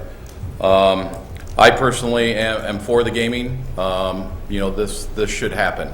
There's ways that things can be fixed so it doesn't turn into the Darien situation. You don't need to have signs out there if the town is for it. It's choices for people if they want to do it or not. I mean, there's ways to make it to where the businesses make money and can survive. People say, oh, you can do other things. I'm like, sure, how are you going to find staff? Generally for most of the businesses here like mine, finding staff is impossible. Nobody in this country wants to work. Everybody in this country, they want more money. They don't want to do the job right. They show up whenever they want. They don't dress properly. It's pathetic. And, I've been here 10 years. I've seen a lot of changes, not only with this town, but, COVID is still here. People say it's not here. Well, sorry, it's still here.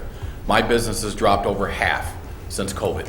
We've lost all of our industry people that worked around us at Hooters. Olive Garden moved to Yorktown, so they're not even in Downers Grove anymore. Lots of changes have happened, and it's just hard. And businesses like ours need to survive. And, the only decision would be we take all of our businesses to another town that's here to fight for us. I personally don't feel that Downers Grove is a business-friendly community. You guys are here, that's great, and you're here for a lot of people, but I don't think you're here for us as a business. I think gambling, sure, there's addictions. There's addictions for everything in this world, right? Everything from alcohol and tobacco. People say you can't compare these things. Well, it's there. We are going to compare it. Whether you put money into a pool table to play, well, that's gambling. People play for money on that, right? What's the difference with the video gaming? It's all about a choice. Would I personally video game? No, I don't like it. I've had family and friends that have gone down a bad road with that, so I personally don't like it. Plus, I'm not a lucky guy. You know what I'm saying? Look at the Cubs. They won one title in 100 years, right? So, it's just all about choice. Somebody made a point about parties and stuff. We've lost a lot of that. Besides parties, sales, like I said, we've lost more than half of that. But, you can hide the signs. Why do you need to put a sign up that says, hey, slots are here? Well, if if you know the town has gambling, you can look it up somewhere to see where the stuff is. So you don't have to change the decor of the community, right? The community looks the same, but now this place can do it. Sure, I agree with the whole thing about the downtown not having the gambling to start with.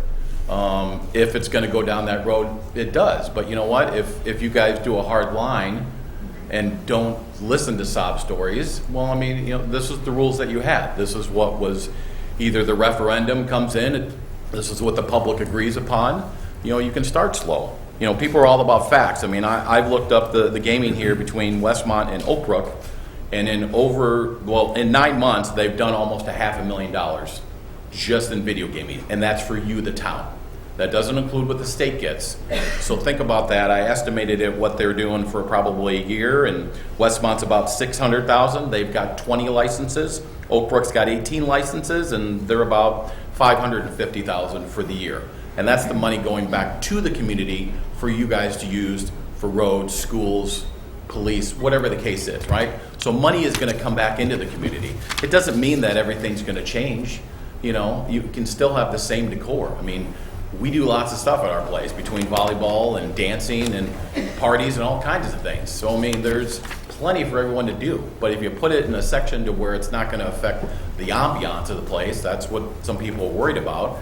You know, put a security guy. You know, the money you're going to make from this gambling stuff, you can hire somebody literally to stand there so little kids don't go there. There's ways to make it right and safe and good, right? So, I mean, everything's a choice. I mean, it's not like we're saying we're going to want this to be in a church or a Jewel, an Osco. You know, we're saying this is going to go into a bar atmosphere like, you know, Q Bar or like Uncle Bub's that's in Westmont. So, I mean, there's plenty of action that needs to be taken. You guys have waited 2 years or more to make this happen, and it's just very sad that this is not moving forward. I know some of you are for this. I know some of you that have changed your mind and now are against it, but think about your community and what it's going to do for the overall effect. And if things are done right and you do things different than other towns, nothing's going to change. But what's going to change is businesses like mine and you know, Brian with American Grill, we're going to survive. Because right now, I'm not really surviving. And I'll be honest, my business is actually for sale. Because, you know, I'm there 7 days a week. It's impossible to find workers. And it takes a strain on me and my family, just like I'm sure everyone else here that has a business. It takes a strain on them because it's just so hard to find people. So I'm hoping you guys find it with the facts in front of you, not your emotions, but the facts. That's going to help this community, help this town, and it's going to make it better. Thank you.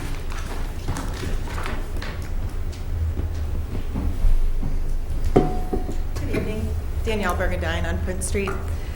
I've lived here for 2 years. Prior to that, I was in Austin, Texas for 4 years. And prior to that, I was 7 houses away from my current house. So I lived here for 4 years, in Austin for 4 years, back for 2. We moved back, right? Austin, Texas is a great place to live, but we moved back to Downers Grove for schools, for a walking community, for libraries, for an awesome park district, for Maple Grove and Lyman Woods, not for video gambling. And I tell you what, 2 months ago, roughly, we went to Home Run Inn Pizza. We were unaware that there is gambling, let's call it a spade, gambling at Home Run Inn Pizza. And little kids knew that the last time they were at Home Run Inn, there was Pac-Man, there was pole position, and there was a claw toy game. Those have been removed. The family atmosphere has been removed from Home Run Inn to accommodate 6 slot machines. And I know I've worked with this board 2 summers ago when we had some stop signs, when we were advocating for stop signs. The board made fair decisions that impact a positive impact for the majority. We're looking for what is best for most. Of course, small business owners and restaurants would like a surge of perhaps $30,000 a year if it's roughly $5,000 per machine, 6 machines. Obviously, any business would want to take that influx of money. And overall for the village's budget, if we take the 265 approximate over the $55 million budget, what is that, 0.05%? Is it? Maybe 0.5%? Math. My point is, it is such a negligible amount of what it will do for our community, but have such a lasting impact on what Downers Grove is. And we didn't move back to go to any establishment, whether it's on Ogden or 75th or 63rd or downtown, to sit there and watch people go back and forth to this room while you're sitting there trying to have a piece of pizza. Keep Downers Grove a family-friendly place. Thank you. Thank you.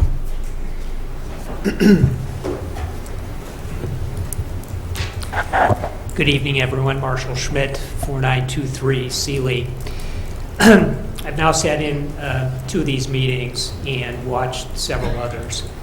And too many things have been said that I can't even come close to touching upon them. So in struggling with what to say up here, I had to come to grips with kind of what is my impression of this proceeding and this undertaking.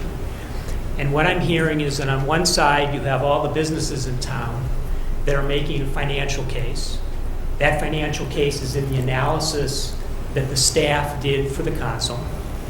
And on the other side, you have a group of residents who very passionately, just as passionately as the businessmen, by the way, who have very strong feelings about this, as we've seen tonight. It's just a matter of feelings versus facts. This is a matter of having a process that allows people to digest what's out there and reach a reasoned decision about what they want this village to be like.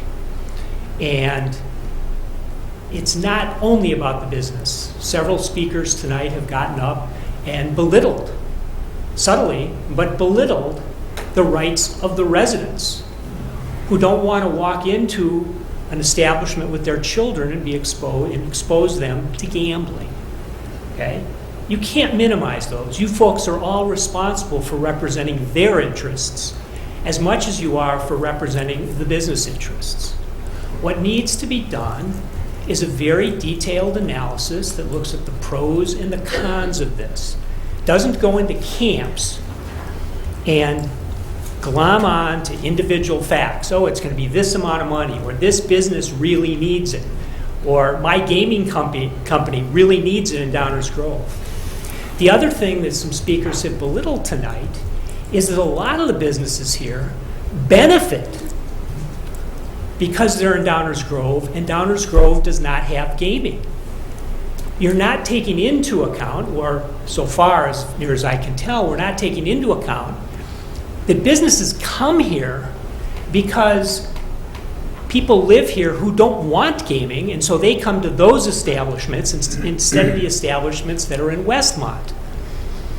And so my bottom line in all of this, and I want to give a couple other examples, is that there's a tremendous amount of misinformation that is selectively cited in order to support someone's position in all of this.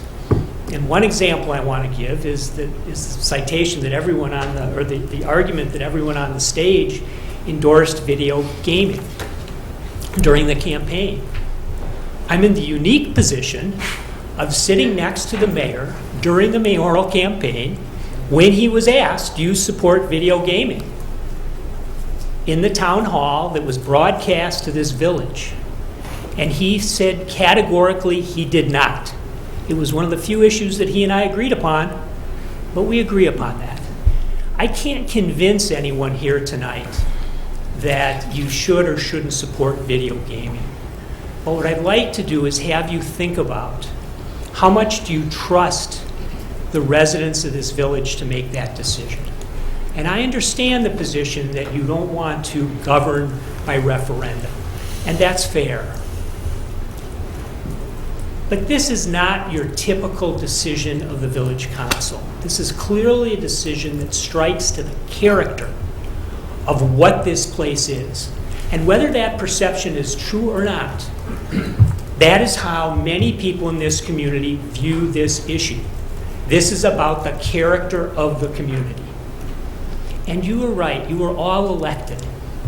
But at the last meeting, one of your members cited that only 15% come out and vote in elections, and that was a reason not to have a referendum, because those 15% would be the ones that would decide this issue. And this member and others voiced this concern, that 15% isn't capable of making a decision for the whole community and isn't capable of understanding the subtleties of all these various issues in the interests of the business weighed against the interests of the residents. But I will remind you all, respectfully, that turnout in village council elections is very small. And I know that the four of you who were most recently elected were only elected by the voting of 19.1% of the population. And so it's a false argument to say that this village is not capable of reaching a reasoned decision that reflects the intent of the community. And so what I'd ask you is to realize what your role is, what the role of this community is, but most importantly, how important to this community this decision is. And there are times in elected office when you have to step back and say to yourself, although I have the power to do this, and you do, there are times when you are better saying, the people need to make this decision, not me. This goes beyond whether we change a zoning ordinance. This goes beyond whether we want to develop a corner and a block. This goes to what is the character of this village what is the character of the village going to be? And most importantly, will the members of this community, not just the business community, who include people who live here and don't live here but only do business here, will the people of this community have confidence that whatever happens with this ordinance reflects the will of the people and reflects what Downers Grove as a community, not what the businesses or the residents by themselves feel, but will the residents of this community have confidence that this community is what the people want? Thank you very much. Thank you.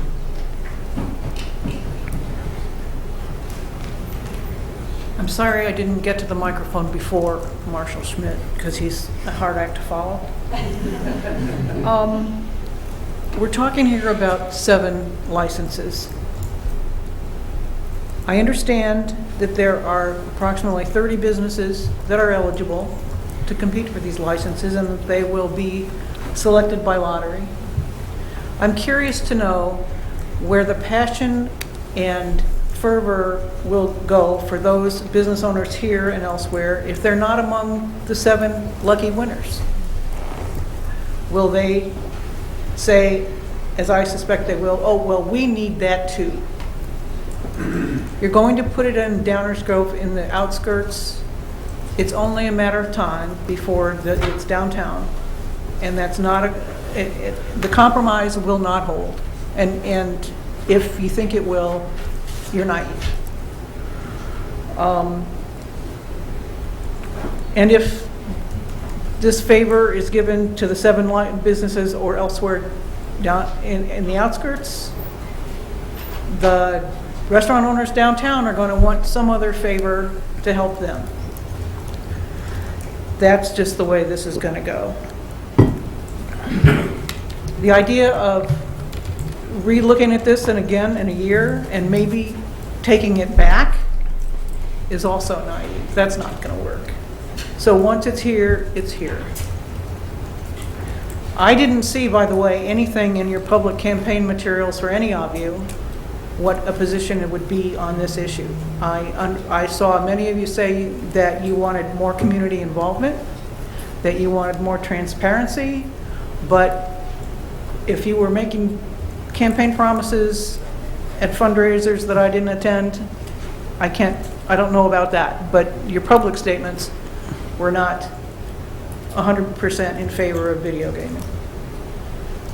I'm skipping around a little bit, but I didn't hear the lady in the gaming industry say where she lives. And clearly she has an agenda here and a financial incentive. And one person made the point that other retail businesses are excluded when gaming is part of the equation, and I happen to know that for a fact. In many retail leases and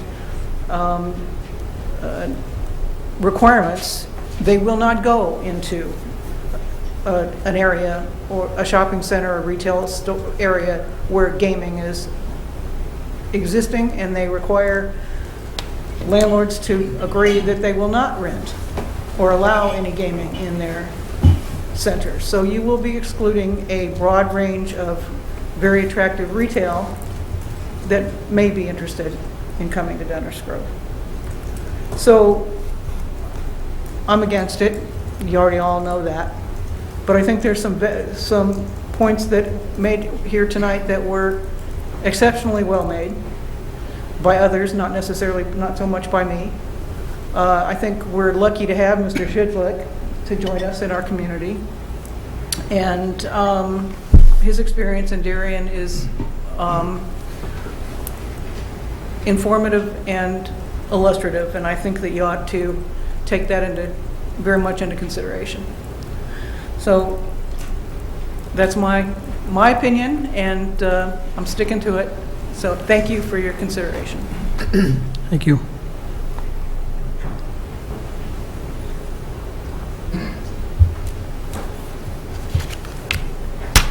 Mr. Mayor and Board, I'll make it very short. My name is Andrew Bukas. I'm from Grand Duke's Restaurant. If I'll make it longer, I'll pass out because I'm not a speaker.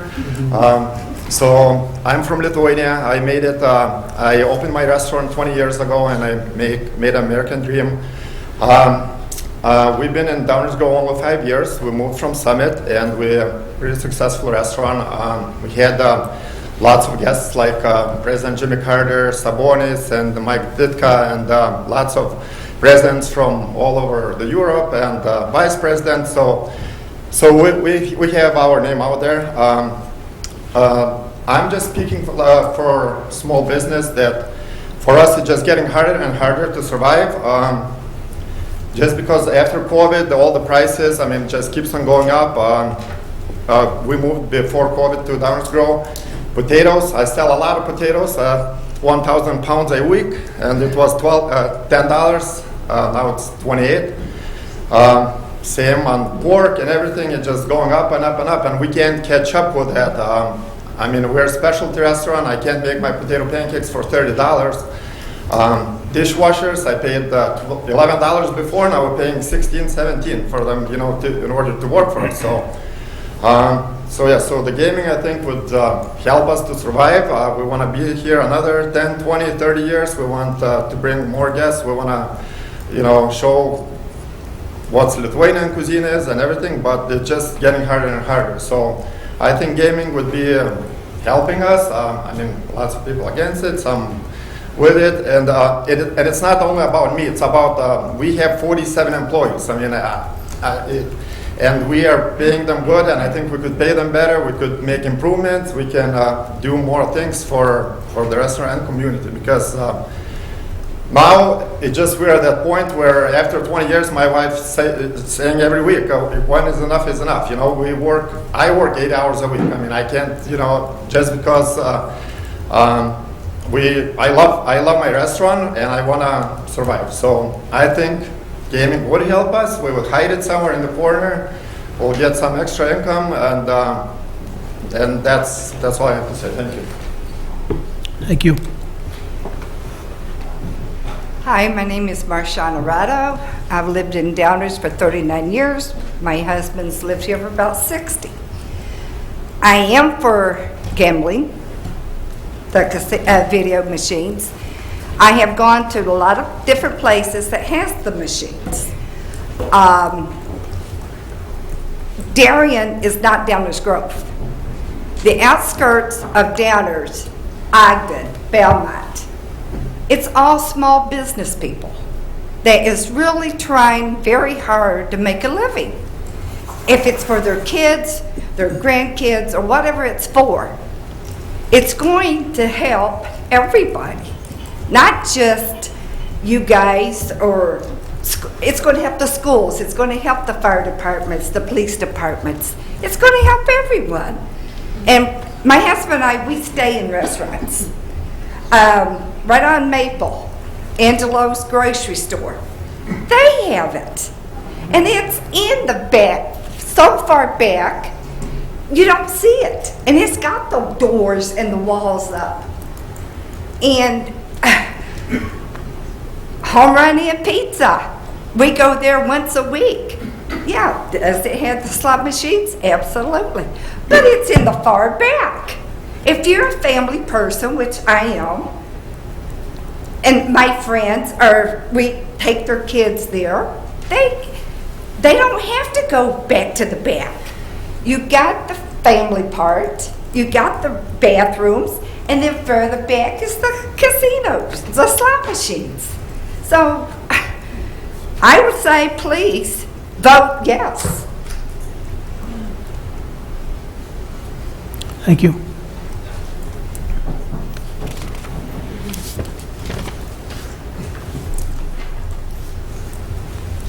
I am Samantha Schroeder, Sam Schroeder. This is my 4th time getting up here and talking about this. I started 2 years ago when I found out about it.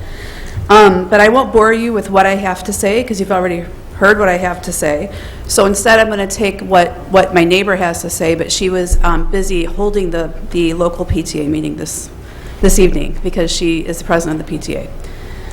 I am reaching out to you to express my opposition for video gambling in Downers Grove. I have been a resident for 10 years and I reside in the Randall Park neighborhood. I appreciate the work you do and I realize that being on any board or council is often a thankless job. With that being said, I believe that our council men and women have a job to ensure we make Downers Grove the best community that we can to ensure a happy and safe place to live. When I think of happy and safe communities, video gambling is not something I think of. When I drive through our town, I see many thriving businesses that work hard to maintain a certain level of professionalism, class, and customer service. Seeing signs plastered all over restaurants, bars, or even gas stations with flashy signs and posters alerting passerbys of video gambling is simply tacky. When leaving this city and choosing a place to raise our family, my husband and I, chose Downers Grove due to its reputation for a reason. I'd like to think of Downers Grove comparable to Clarendon Hills, Glen Ellen, or Elmhurst. Passing video gambling in our towns could potentially lead to us being compared with towns such as Darien, Westmont, or Brookfield. There are certainly wonderful people in those communities, but those are not places I chose to purchase a home. Businesses in Downers Grove that have strong business models, quality goods and services, and high levels of customer service will continue to do well. Video gambling is not something we need. I hope our bar and restaurant owners who are in support of this realize that while they may be attracting customers for video gambling, they will be losing a lot of other customers. I don't wish to dine or bring my children to establishments where people are wasting their money away staring at a screen. We should be teaching our kids better. With young, impressionable kids, I can guarantee that the families in my neighborhood agree with this sentiment. I wish I could be present for the meeting tonight, but my duties as the Whittier PTA president have me facilitating our own meeting this evening. I hope you consider the damages this could potentially cause our community. We can do better than this. Please help the Village of Downers Grove by voting no to video gambling at tonight's meeting.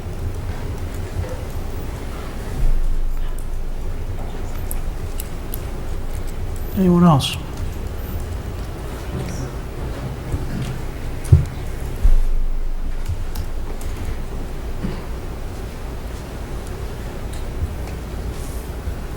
Good evening, Tracy Van Houten. My second time up here. I was up here last week speaking to you. I first want to start off by thanking the council for their thoughtful consideration of this. But I'm here to ask you tonight to vote no on video gambling in Downers Grove. I moved to the area in 1996, and I've seen the village undergo an amazing transformation, and this was due to the strong leadership of this council and past councils and mayors. Let's not take a step back here when our restaurants and communities are thriving and families with children have Downers Grove at the top of their lists for desirable places to live. I was a little curious, so I looked up towns that allowed video gambling versus those that don't. And I hope you take some consideration of this. And yes, this is data and it can be skewed 100 ways, but I urge the council to do an analysis of real estate values in towns that do it versus ones that don't. So here's what I have, and this was pulled from August 2023 data, and it's 2 data points. Towns that don't allow video gambling have an average sales per square foot value of $271, and towns that do allow it, it's $181. That's a $90 per square foot difference. When we look at median sale price, towns that don't allow $691,000 versus towns that allow $281,000. That's a $410,000 difference. And yes, you can go in, and I probably should have thrown out the 5 high and the 5 low, and it would be a little bit more. But that difference cannot be overlooked. Downers Grove comes in at $205 a square foot and $476 as a median sale price.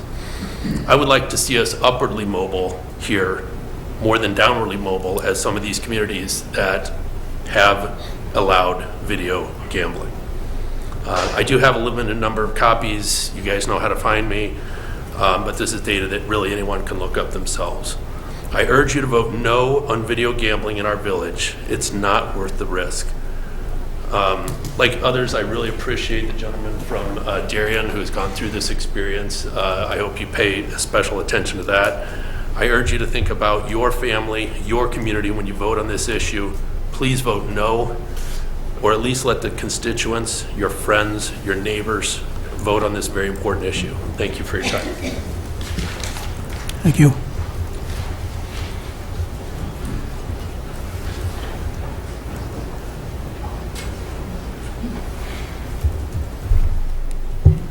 Good evening. My name is Laura. I've lived in Downers Grove for about 20 years. And I am opposed to video gambling in Downers Grove. I believe a referendum would be what is fair and just in this situation, given so many strong feelings on both sides. A couple previous speakers have mentioned the dollars that go back into to Downers Grove. I would like to know exactly what is the percentage of the money from 5%? That's not a large percentage to sway me in terms of pro-video gambling. And I think that that would be a helpful percentage for all residents to know in terms of making a wise referendum choice. As previous speakers have said, towns that allow it versus towns that don't, I thought it was very, very persuasive in terms of the previous real estate quotes. Also 30 eligible businesses for 7 available licenses. It seems like a slippery slope, and I feel like more businesses will eventually be eligible, and it would slowly seep into the downtown Downers Grove area. So I encourage a referendum. Thank you so much. Thank you.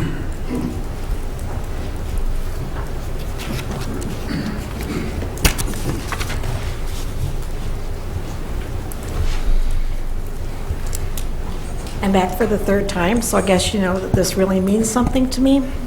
It started out from just a casual finding out about it because of the effect at, which is not, it was unincorporated, but at Belmont and 55th Street, and realizing what the people that live across the street who have already been complaining about it have to live with looking at what's there.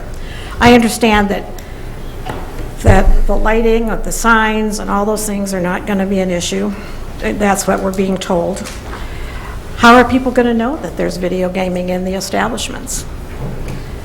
Frankly, if people are coming in from the outside just to get to the back rooms in order to do that, people passing to and from in a restaurant is not exactly my way of enjoying an evening out.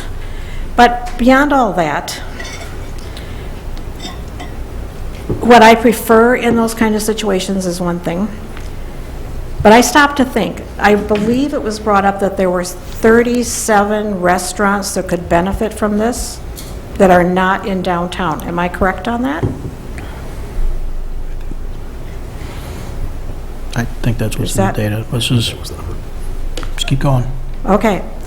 I started thinking about that, and thinking about what is available at each of the main areas in Downers Grove. A lot of those places are things that couldn't put in video gambling if they wanted to. There's not enough space. There wouldn't be any place left for the restaurants, small places. Very small restaurants, and some of those being almost more fast food than restaurants. But there were very few actual restaurants. And I still have to go back and figure the total number out, but it was a very small percentage of those.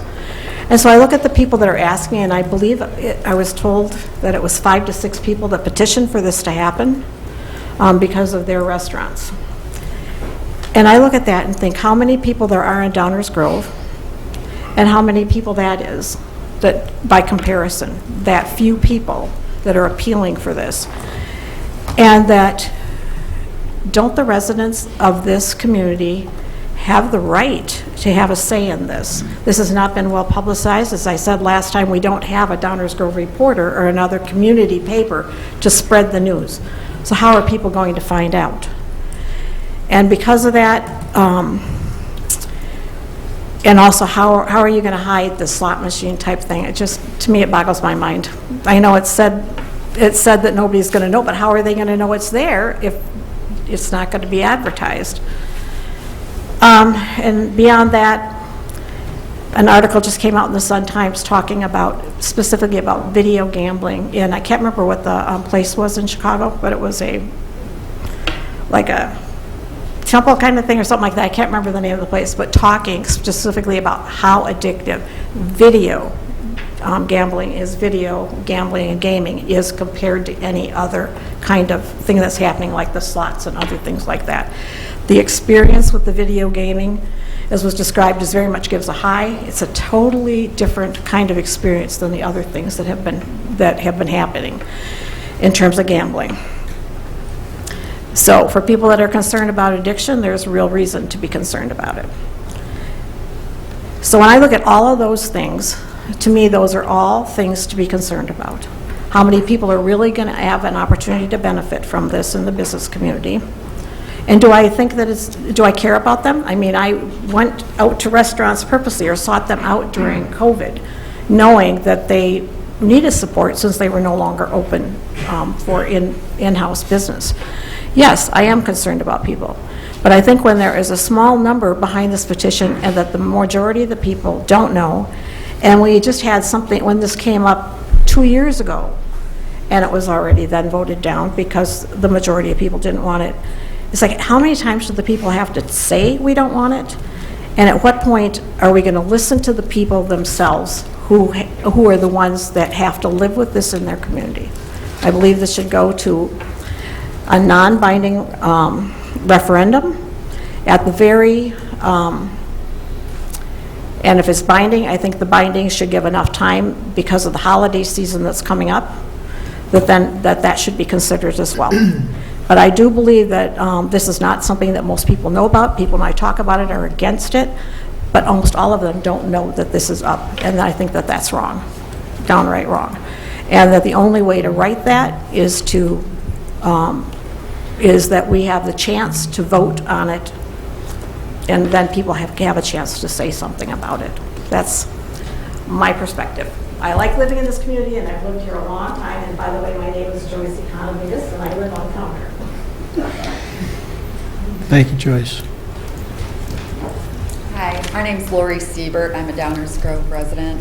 Thank you for all that you do, because oh, and heck would I want your jobs. But I took down a bunch of notes from what people are saying, and some people already said some of the stuff I wanted to say. But one thing no one mentioned tonight was that there was a letter that I believe you got, I don't know, from the Economic Development Corporation. That they are the people, I didn't even know we had them or what they do, but they're the ones who made our town what it is today and why I love living here. That letter does not endorse video gambling in our town. So I would ask, take that into consideration right there. I mean, does anybody even know about that? I mean, that should be public. So I want that on record. Number two, I know someone thinks that everyone here doesn't like video gaming or video gambling. I love to gamble, just so you know, but I'm not going to go in our town, sit at one of these machines. You know, I go to casinos for that or whatever. I mean, I don't like seeing them even in Westmont or Darien. I mean, it's made me not want to go to Neat Kitchen anymore. I'll say that. Number two, for all the people standing up tonight and saying they need video gambling, right now I'm hearing there's only 10 licenses and it's going to be a lottery. So you guys are acting like you're immediately going to get one of these. I would just like to know, what are you going to do if you don't get one? Because I just feel like if your business needs this right now, I mean, you need to rethink your business model. I know people have said that too. There are how many other communities around us? We've said it all: Hinsdale, Naperville, Glen Ellen, Wheaton, you can go on. How many businesses are in those towns that are staying in business and they don't have video gaming? I know, and we all struggle with, I know I have a lot of friends who have businesses, and yes, it is very hard to get employees. I understand that. I don't own my own small business, so I feel I don't feel your pain because I don't have it, but I do know people who do, and I'm sorry about that. But there's a lot of businesses around here that are staying in business, and we have plenty in our town that are. So I just say, if we allowed, I attended last week's meeting. I didn't get to stand up and talk, so I didn't voice my opinion. I know they thought only 28 people wanted it that were here. Well, there were a lot more people that are against it, but just didn't want to get up and talk about it because I don't like getting up in front of people. But I'm just here to say I'd prefer you to vote no tonight, but if you don't, I think it needs to go to that referendum and you need to let the people make the decisions. I mean, I hear so many people, like someone else said, there's so many people that don't even know about this. I mean, I put up the sign that said no gaming in my yard, and I got my kids like, Mom, all the kids are like, you don't want gaming? They didn't even know what it was. And my husband was like, what is that sign in our yard? So I mean, nobody knows what it is. So it needs to be more public. We all need to know about it, and we will all get the word out if we can at least put it to vote. But I don't feel that people that aren't even in agreement out there should be making that decision right now. So, thank you. Thank you.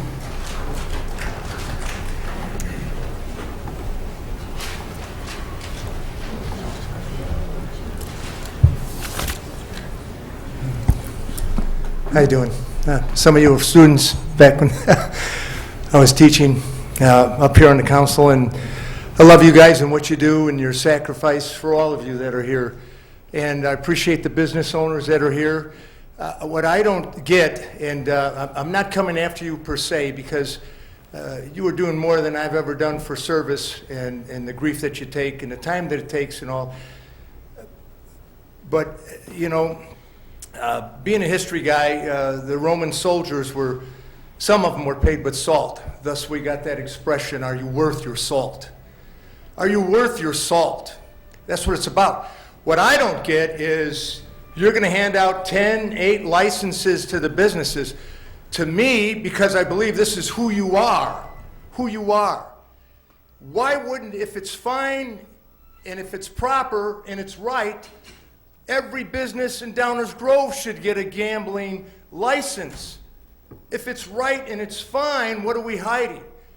But on the other side, obviously, there are some issues.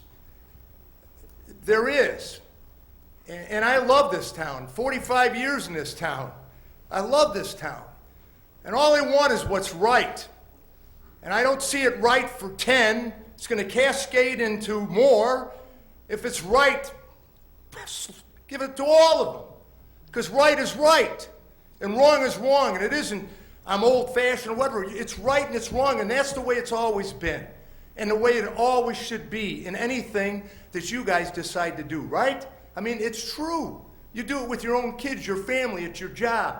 If you're a man and a woman of integrity, this is how you operate. And that's all I expect when I'm sitting here, and all the things that are vibrating up here doesn't click to if it's right, then we sign off on all of it for them because it's right. And that's what we teach our kids. Because, any sharp kid would say, what are we holding back? Why is it just 10 or 8? We're just going to ease into it? Why do we need to ease into it when it's right? We want to do it. So I'm challenging you on this. Because you got to sit here and you got to counsel together and decide what's really right for this town and what propels us to a better position. 99%, no one goes for a brake job and you say, give me 99% on that brake job. That 1% will kill you. 99% in grades, we're thrilled. But in real life, 99% just, I don't want 99% for the town of Downers Grove. And I don't think any of you behind me want 99% business owner. We want the best. I'm tired of hearing Hinsdales and Glen Helens. I love this town. What's right for this town? So that we move ahead and forward and better, not stagnant and just catching up to these other towns. Is that really right? Do we need to do that? And some of you have been there at the new design of the school in 2001, whatever. We got anyways, we caught up to the Hinsdales. We could have surpassed the Hinsdales in some of the facility arrangements and designs that we had. We had the money for it, and what's the pulse of the community? The last thing I'm going to say is, do you really have the pulse of the community? I won't mention a name, but an upper echelon person in the board office there said, we got the pulse of the community. Coop, they want a third high school. Well, if you saw the numbers on the vote, it was totally the opposite. It wasn't close. When somebody wants something, they see sometimes things that aren't there. And again, for wisdom purposes, to investigate and research, the gentleman from Darien, just his perspective on what happened. No, Darien isn't Downers. That's not what he was talking about. It's what happened when this thing came in. But I just want to see what's right for everybody if we can do that. Now, it's an ideal world. We don't live in it. But what's best for Downers Grove and what puts us on a projection for even better, to be the best, where people look to us and go, wow, that's the model town. That's the town we want to be like. And that's in your hands here. Thank you.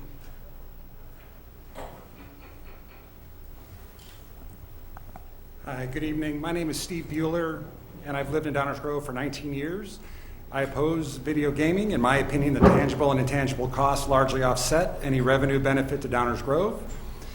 It's important to support our businesses, but I think there are other ways to reduce the burden on businesses in Downers Grove. Personally, I think the current proposal is awful. It's a Frankenstein proposal trying to appease too many outcomes. I bet, pun intended, there will be more than 10 licenses if this is approved. How many licenses will DG have in a few years? 50, 100, more? And I agree with Coach Coop that if that's the path, then let's just roll it all out.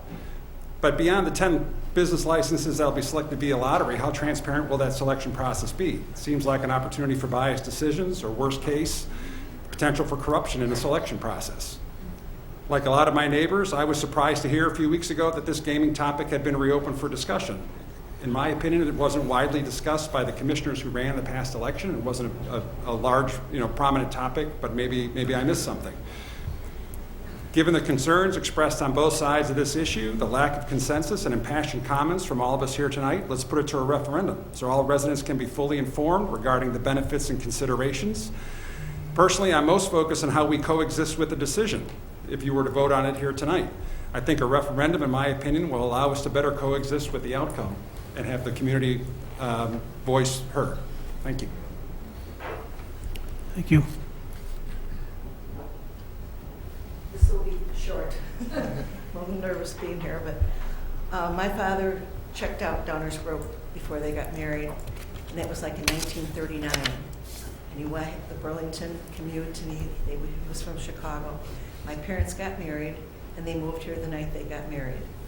They raised 7 kids in Downers Grove. My dad was instrumental in Dorhofer Park and Gilbert Park. He coached, he worked nights, and he volunteered for everything in this town and for his church. And I'm back here. I was in Naperville for a little bit, but I'm back here, and I'm very happy to be here. It's really home. But I think he was very smart when he checked out Downers Grove. You look at all the Downers Grove magazines now, and they have all these articles on their families and what they've done for the community, and they're outstanding. And they really researched Downers Grove. They checked it out, and that's where they want to be. So I just hope that you would take a vote, I would really hope for a referendum. I'm not on either one of the sides. I just feel that it needs to be the people that speak. Thank you very much. Thank you.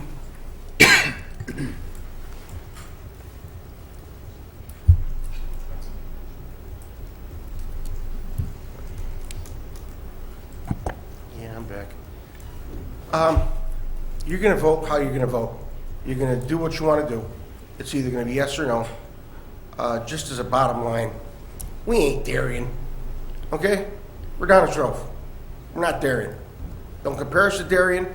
Don't compare us to Westmont. Don't compare us to anybody else. We're Downers Grove.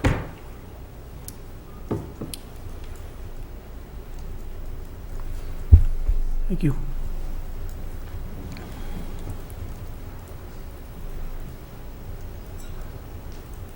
Hi, I'm Shane McMahon. I grew up in Downers, 3 doors down from Puffer Road, and I just drove back from Rockford. Just got here in time, but I got to listen for the last hour and 20 minutes, and we have, let's just say, 50% of the people, residents, against it, 48% for it, 2% a lobbyist from the gaming community.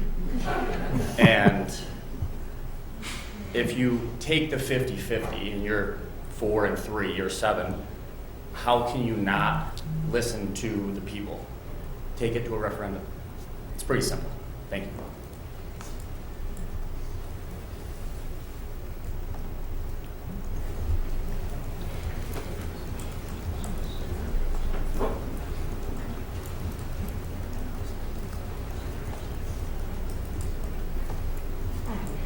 I'll keep it short.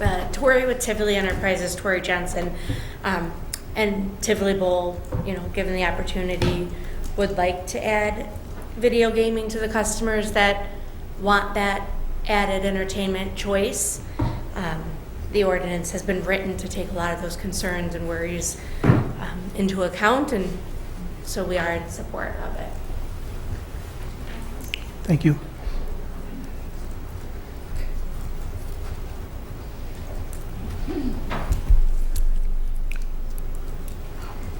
Anyone else? I don't know if this is allowed or not. I'm still Joyce. I still love a counter. Joyce, hey Joyce, let's not do that. What? I think we heard from you the first time. We I got want it. to say something totally different because of what I just heard other people say. Yeah, we're taking it all in, Joyce. If we do that for the entire room, flick that through a minute, okay?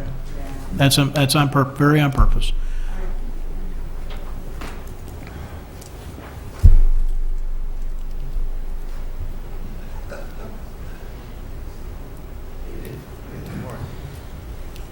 Mayor, council, commissioners, sorry. First, I'd like to, my name is Leonard Verbers. 63 years, 5 months, 24 days in Downers Grove. I like math. a couple things that have been brought up, and first of all, thank you for your service. You guys are great. Your patience is beyond anything I could ever understand.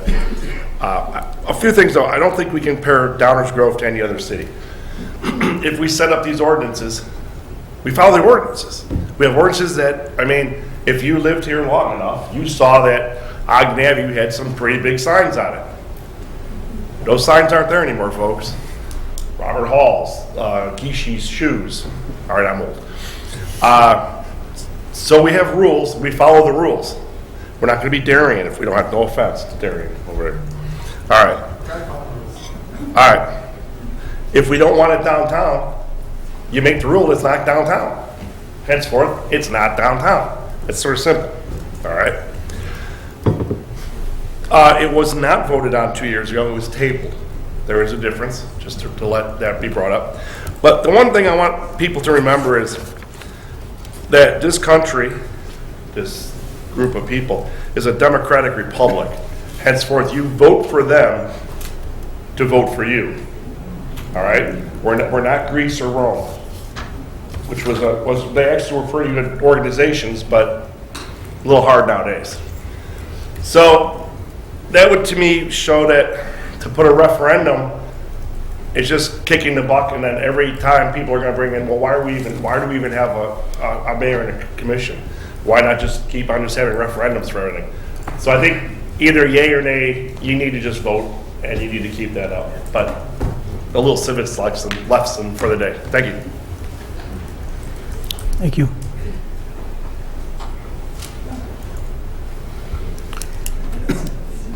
Anyone else want to give us their thoughts for tonight?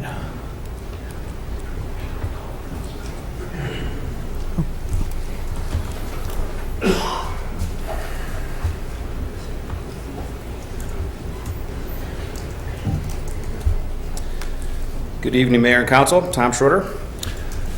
We study history and our village's history for a reason. We learn from it and adjust our course to make our village better. I sent you a recent article regarding the video gambling crisis currently in the city of Decatur and what they're facing. It was entitled Decatur Pauses Issuing Gaming Licenses After a 40% Spike in Gambling Losses. We need to learn from the actual experience of mature gambling towns. Decatur started small and every year added a few more and a few more, like we're proposing to do. Just like Downers. They thought they were doing the right thing, but right now it's totally out of control. Adding more was a matter of fairness, just like we will face. Some of the Downers Grove commissioners are in favor of this ordinance, said they didn't see any proof that it will be bad. You've heard multiple cases over and over again on why it is going to be bad, and now we can look at Decatur as an example. If we want to learn a lesson from if we can't learn a lesson from one of the biggest gambling towns in Illinois, I don't know who we can learn from. In part, the article states, according to the city council member, David Horn, city leaders aim to slow the growth of gambling in Decatur.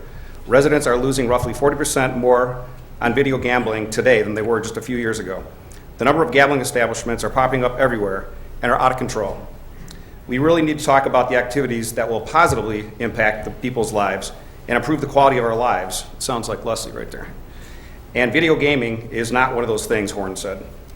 Last year, he said people lost more than $46 million gambling, money the community will never recover because most of the money goes to pockets of out-of-state business owners. Hopefully, one of the next agenda items, we're going to take some steps to try to rein in this beast before it gets any bigger, said Mary Julie Moore Wolf. This is troubling, so troubling that yesterday I actually called and spoke with the Decatur's communications coordinator. He was not very shy about telling me that the bulk of the town does not want it. They wish they could now spin back the hands of time, but can't. But now that they have it, they're trying to get rid of it by attrition. He said, we're a good case, learn from us, similar to what the gentleman from Darien was saying. He then sent me a screenshot of a survey that 850 residents filled out. It's a small percentage of the overall population, but he thinks it fairly represents how the town feels, which is 84% there do not like video gambling locations and don't really want it anymore. 70% said new gambling licenses should not be issued simply because businesses claim they need this revenue to stay in business. And 77% said they want to increase gaming license fees to make it less attractive so they can start getting rid of these establishments. We now have a chance to learn from Decatur. Our proposed ordinance is likely more restrictive than Decatur's, but Decatur did start out small, just like we are, And every couple of years, they added more and more, and look where they are. Council, you told us that 10 licenses are just a pilot. In a few years, it is very likely more and more licenses will be issued as a matter of fairness, if not by this council, by future councils. I have been told you received a large number of emails from the overwhelming majority from residents who just don't want it, even with the restrictions. There are a small number of bar owners that want video gambling who are saying the majority of Downers Grove residents are in favor of it. The best way to prove that is by sending this to a non-binding referendum so the voters of Downers Grove can weigh in. The few restaurants that are pushing for this are profitable and are staying in business. They just want to make more money, which I am totally happy with. Every one of the restaurants opened their business in Downers Grove knowing full well that Downers did not allow video gambling. Any who opened their restaurants after 2012 could have located in a nearby suburb that does have video gambling. But they instead are trying to change the rules in Downers Grove even when the residents don't want it. If these restaurant owners feel like they need to make more money, which we all encourage, I encourage them to continually tweak their business model, like many have. And I think Ballydoyle is a perfect case for that. They continue to reinvent themselves. Improve the quality of their food and service, make sure the bathrooms are spotless, change up a stale menu, have bands, have an open mic night for bands or comedians, host trivia nights, and start advertising to host private events. The point is, there's lots of alternative ways to increase revenue if you work at it versus looking for free money from video gambling. Please listen to the United Nations of Downers Grove, the Economic Development Corporation, with their recommendation saying that they do not support video gambling. That alone speaks volumes. And please listen to the residents of Downers Grove and send this important item to a referendum vote. You can word the referendum exactly how you want it, which you know you can't do with a resident-driven referendum.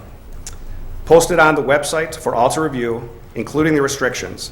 The more residents that know about this, the better you will feel when a referendum's results are tallied. Right before I came here, I looked into the staff responses to council questions, and it is with mixed results that I say I'm not happy to read that it appears you'll be voting tonight to make this ordinance effective as of January 1, 2025, with a total of 10 licenses. I am very happy, though, that you're considering putting this on an advisory referendum on the November 5th, 2024 ballot. That sounds like a fantastic compromise. Thank you to whoever's idea that was. Thank you. Thank you. Others?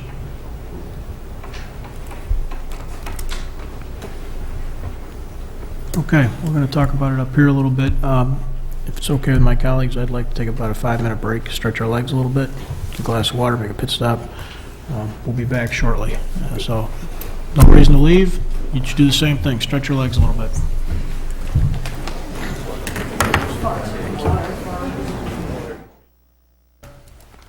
Reconvening up here on the dais, Downers Grove Village Council meeting here on October the 24th.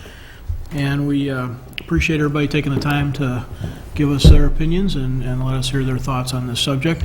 We're going to listen to each other for a little bit now. So, Rosa, would you please reread the motion that's been made? I could reread it. No, ma'am, Martin, do My it. apologies, I don't have it. No, that's Okay, all right. all right. No problem. I Martin, yeah, do please, that, Mayor. help us out. So the motion was to approve ordinance, where is it? And I've got that. I'm looking for the ordinance number. It's on the agenda. The motion was to approve ordinance 2023-10057, an ordinance establishing video gaming regulations with several changes or amendments. One was that the effective date shall now be January 1st, 2025. Second, that the village council shall consider a resolution regarding a video gaming referendum question.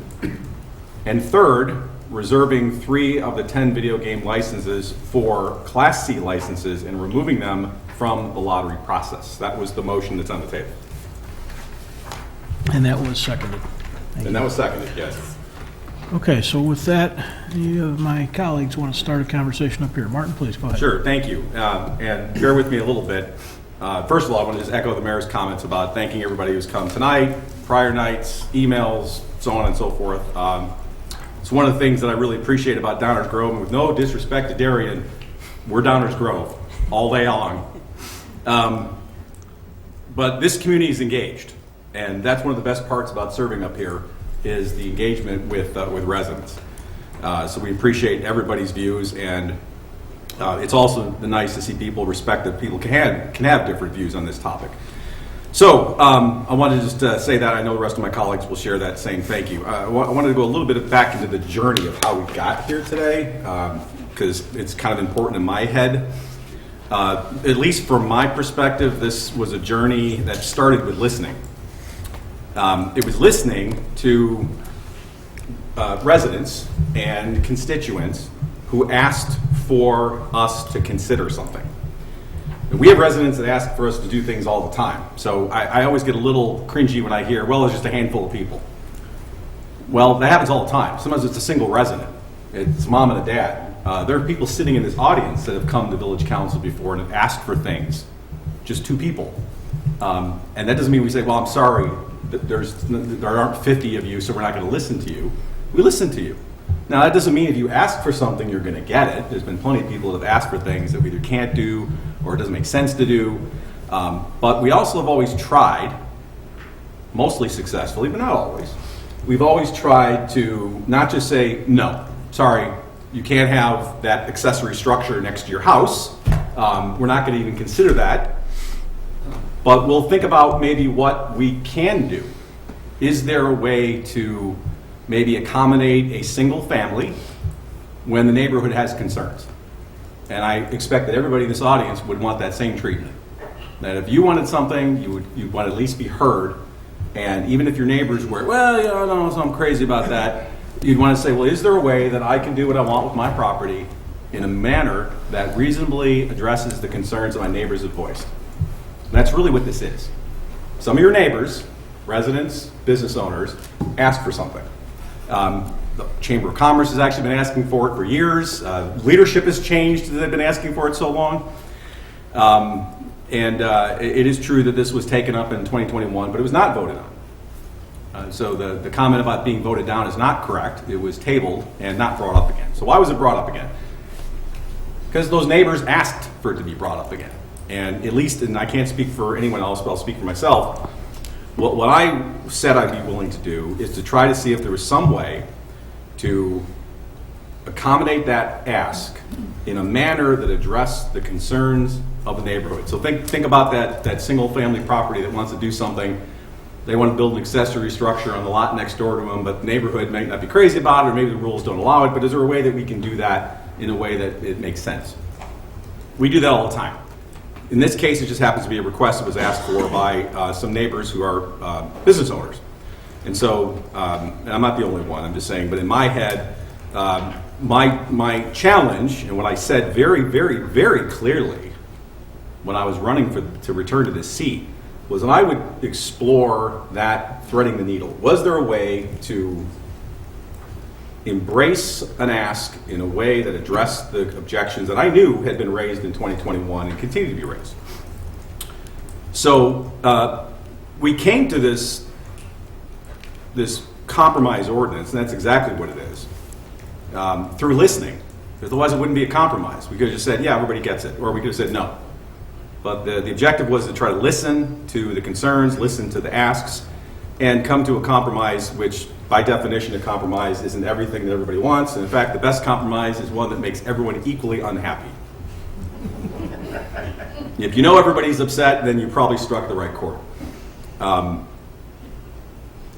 So I was of the view, and have been of the view, and continue to be of the view, that this ordinance, call it what you want, it's uniquely Downers Grove. There is no video, gaming, gambling, whatever you want to call it, ordinance anywhere that looks like this one, because we are uniquely Downers Grove, and this doesn't look like anybody else. That doesn't mean that just because it's uniquely Downers Grove, you have to like it.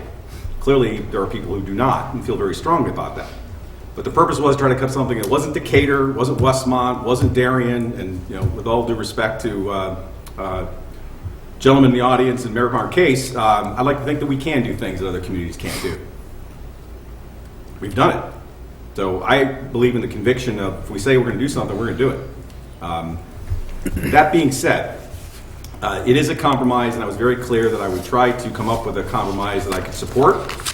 And by the very beginning, that compromise was going to be very limited in scope, limited in what it was going to look like, limited in signage, limited in locations, limited in number of machines, limited in visibility, limited in access, a lot of limitations. So the question was asked, well, why are the limitations? If it's right, why don't we just do it? Well, because that was not the compromise. Compromise was trying to find a way to accommodate an ask in a way that the people who had objections to it could live with. So a lot of the concerns that have been raised were about lighting and location and not in the downtown and so on and so forth. So this ordinance attempted to address all those things and yet still accommodate an ask from a neighbor. I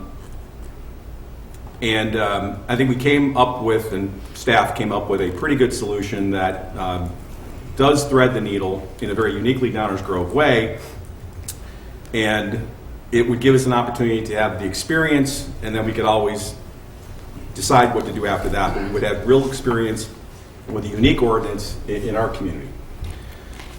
And I was very clear that it would be that type of limited compromise that would be the only one that I could support. So just to be very clear, said from day one, I would not support anything that was everywhere, would not support something that was in the downtown. And some questions were asked, well, why do we do that? That's not a compromise. You either have it or you don't have it. With all due respect to some comments that were made last week, I disagree. We are not like any other community. We already have gaming in this town, open gaming. Go into Jewel, there's a giant lottery display there. So, I mean, realize it's a different kind of gaming, but the reality is it is here, it's been here. We choose winners and losers all the time. Food truck is a great example. Not every business downtown, in fact, no business downtown can have a food truck. That worked out just fine. And there are other things that we have done on a limited basis until we have actual experience. I mentioned food trucks, sidewalk cafe licenses, historic preservation, so on and so forth. So we can control these things because we have. So I had confidence that we could control this. We could do it in a uniquely Downers Grove way because we've done it in the past. And it would be also something that, like food trucks, sidewalk cafes, and historic preservation, initially were met with a lot of opposition. But then we figured out a way that people could live with, and now we have them, and generally people like them.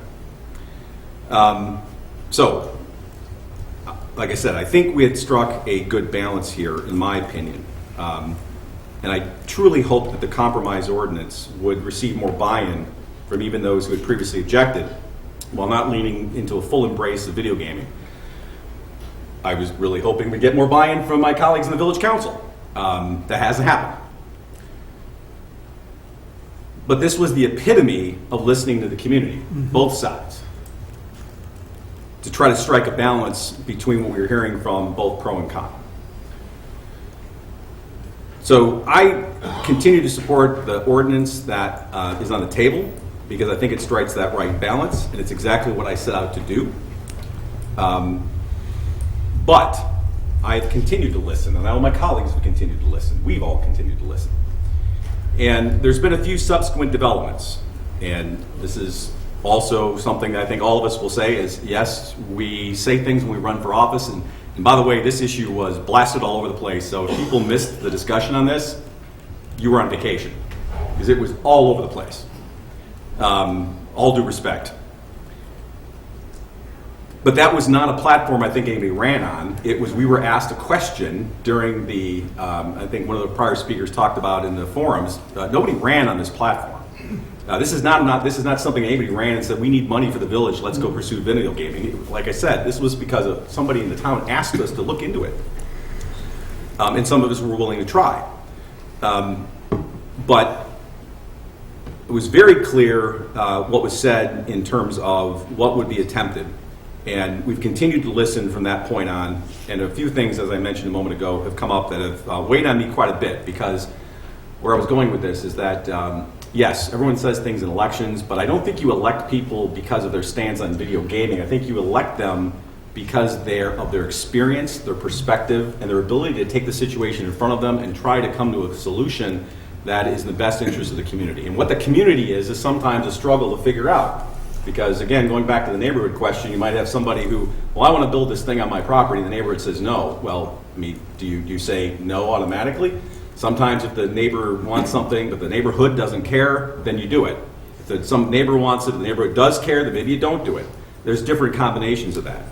But defining who the community is can be a bit of a challenge.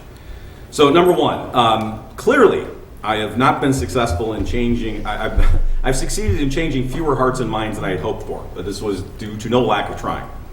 Number two, even when I went through the facts with objectors, people called me, emailed me, and said, I don't understand where you're coming on this, and I walked through this long discussion and kind of went through every single objection and said, but the ordinance addresses it this way, but the ordinance addresses it this way, and what about this, and what about this? I got most people down to the point where they were, yeah, you know what, you made a pretty good case for it, but it just doesn't feel right to me. And whether you call it values or character or whatever words they're throwing around, it basically came down to people had strong feelings about it. I don't know about the rest of you, but I can't legislate feelings. This can't. This isn't a variation from a zoning requirement. This isn't whether a particular parcel will be included in a new development. It's just not that. People have very strong feelings about it, just at bottom. So that's hard to legislate, and it's hard to act on. Like when someone says, I'd like an exception from your zoning ordinance, I'd like something rezoned, and there's a structure for doing that, you can't do that with feelings. So the other thing is, there have been no end to the claims of who supposedly has the majority of supporters. Not everyone can have the majority. I suspect that both claims are overestimated. I think most people probably don't know, don't care. Right. In fact, I found very interesting the kid that said, why are you, Mom, why are you against video gaming? Because they probably think it's Call of Duty 2 or something like that. But another thing that has really weighed upon me is that there has been a very serious interest expressed in a citizen-initiated binding referendum on this topic. Citizen-initiated binding referendum, which would require gathering thousands of signatures. And a binding referendum could result in allowing video gaming everywhere without the careful nuances and balance that we're talking about in this ordinance that's on the table. And that really, really meant a lot to me because, as I said earlier, I am not in favor of it in any other way than the limited fashion that we have come up with in this ordinance. So I would not want a binding referendum to say up or down, either it's everywhere or it's nowhere. If it's nowhere, obviously people would be happy with that, that's the way it is now. But if it's everywhere, be careful what you wish for. I'm not in favor of that. I don't want to see that happen. I think it's better that this is a uniquely Downers Grove situation and not something that's far more chaotic and uncontrolled. And I also have no interest in making folks run around and get about a bunch of signatures when we can easily put a question on a referendum. So for those reasons, I think we've listened. And we've thought long and hard, and we've listened again. And then we thought some more, and then we listened some more, and then we thought some more. And I am now convinced this is not a major village undertaking. It never was. It's not a proposed redevelopment. It's not an underpass. It's not a parking deck. It's not a new village hall. It's not a zoning issue. It's not a neighbor asking to do something in their property next door. This is a lot more like the stormwater utility decision that there was a referendum on years ago, and some of my colleagues have pointed that out to me. And I've been convinced that it is, because that was another thing that people had very strong views about, both ways. And both sides claimed to have the majority. It was put on a referendum. I wasn't crazy about it at the time, but I thought it made sense because people had experience with and without. Kind of here, I think people have experience with video gaming next door, and they have experience with no video gaming here. So there's an experience that I think people have. And this is an opportunity to what I think is to listen more and to listen more broadly through an advisory referendum. Although I will mention to you that the stormwater utility was originally proposed to be put out by folks that thought that the utility was going to be killed by the referendum, and the exact opposite result came out. So which is the other reason why I'm not in favor of a binding citizen-initiated referendum, because you be careful what you ask for. I mean, what if you think a referendum's the way to go, everyone's going to vote it down, and they vote in favor of it. And now you're stuck with it everywhere, which is the worst thing that I'm hearing people complain about. But a tailored one, I think, makes a lot of sense. So what we did is, just to make this very clear, is the motion that's on the table makes some important amendments. Number one is this amendment does not go into full force and effect on January 1, 2024. It would go into a full, if approved by this council, would go into full force and effect on January 1st, 2025. That provides time for what the amendment, new section 21 states that at an upcoming village council meeting, the village council shall consider a resolution placing an advisory referendum question regarding the desirability of video gaming as described by this ordinance on the ballot for the general election to be held on November 5th, 2024. The village council shall consider the results of the advisory referendum with respect to any future action concerning this ordinance. It's important.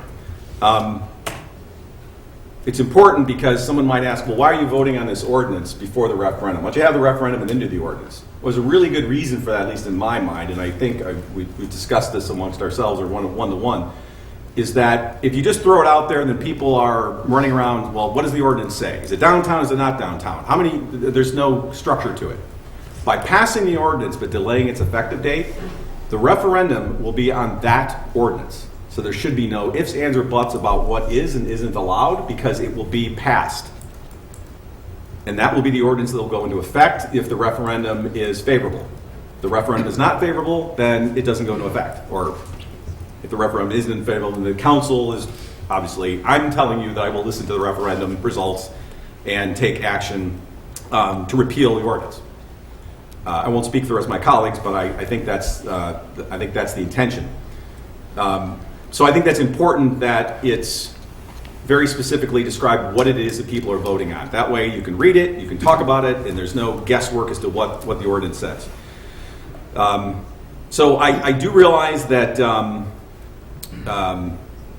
that's another delay, but this is a compromise. And as I mentioned, compromise is designed to displease everybody. So it's passing the ordinance, but it's also providing for an advisory referendum on that specific ordinance, giving guidance to this village council, who will still be here, won't be a different village council, be this village council, who can react to the results of that advisory referendum. One might say, well, gosh, that's a whole other year. What the heck? There's another election in March. It's called a primary election. Well, why don't we make the effective date June 1st and put it on advisory referendum in March? That would cut down the wait time.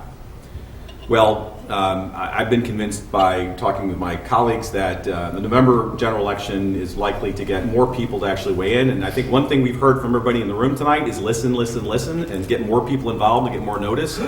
November would provide for that, in my opinion. I don't have any stats to prove that. That's just my view. So, as mentioned, what's proposed in this amended ordinance that is on the table right now, and I will wrap up, is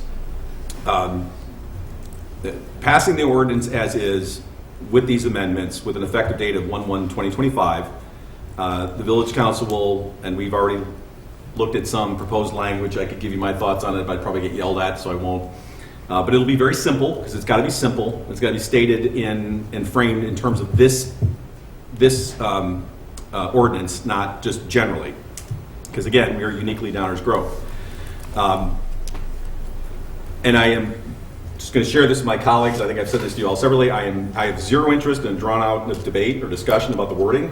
I've shared with at least Greg some language that is one sentence, and I think it's fairly drawn from the ordinance itself. It cannot be overly complicated. I'm not interested in drawn out debates about the language. I'm not interested in drawn out debates about whether to state it or in the affirmative or the negative. I trust our village attorney in that regard. And ultimately, if we cannot agree on the language of the referendum, then the issue doesn't get submitted. So there's an incentive for us to actually agree on it and get it on file so we can have the advisory referendum, because the clock starts ticking, assuming this gets passed tonight. It also allows my other colleagues who may not want any kind of ordinance with respect to video gaming to vote their conscience. And I think that's what we're all trying to do too, by listening to one another. And I'm just going to ask that my colleagues support this path that came to as a result of listening and the result of listening to one another, such that we can resolve this issue,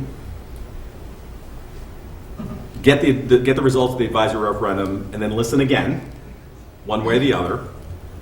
And frankly, I hope we can move this forward so that we can resolve this issue and turn to the bigger challenges of the day.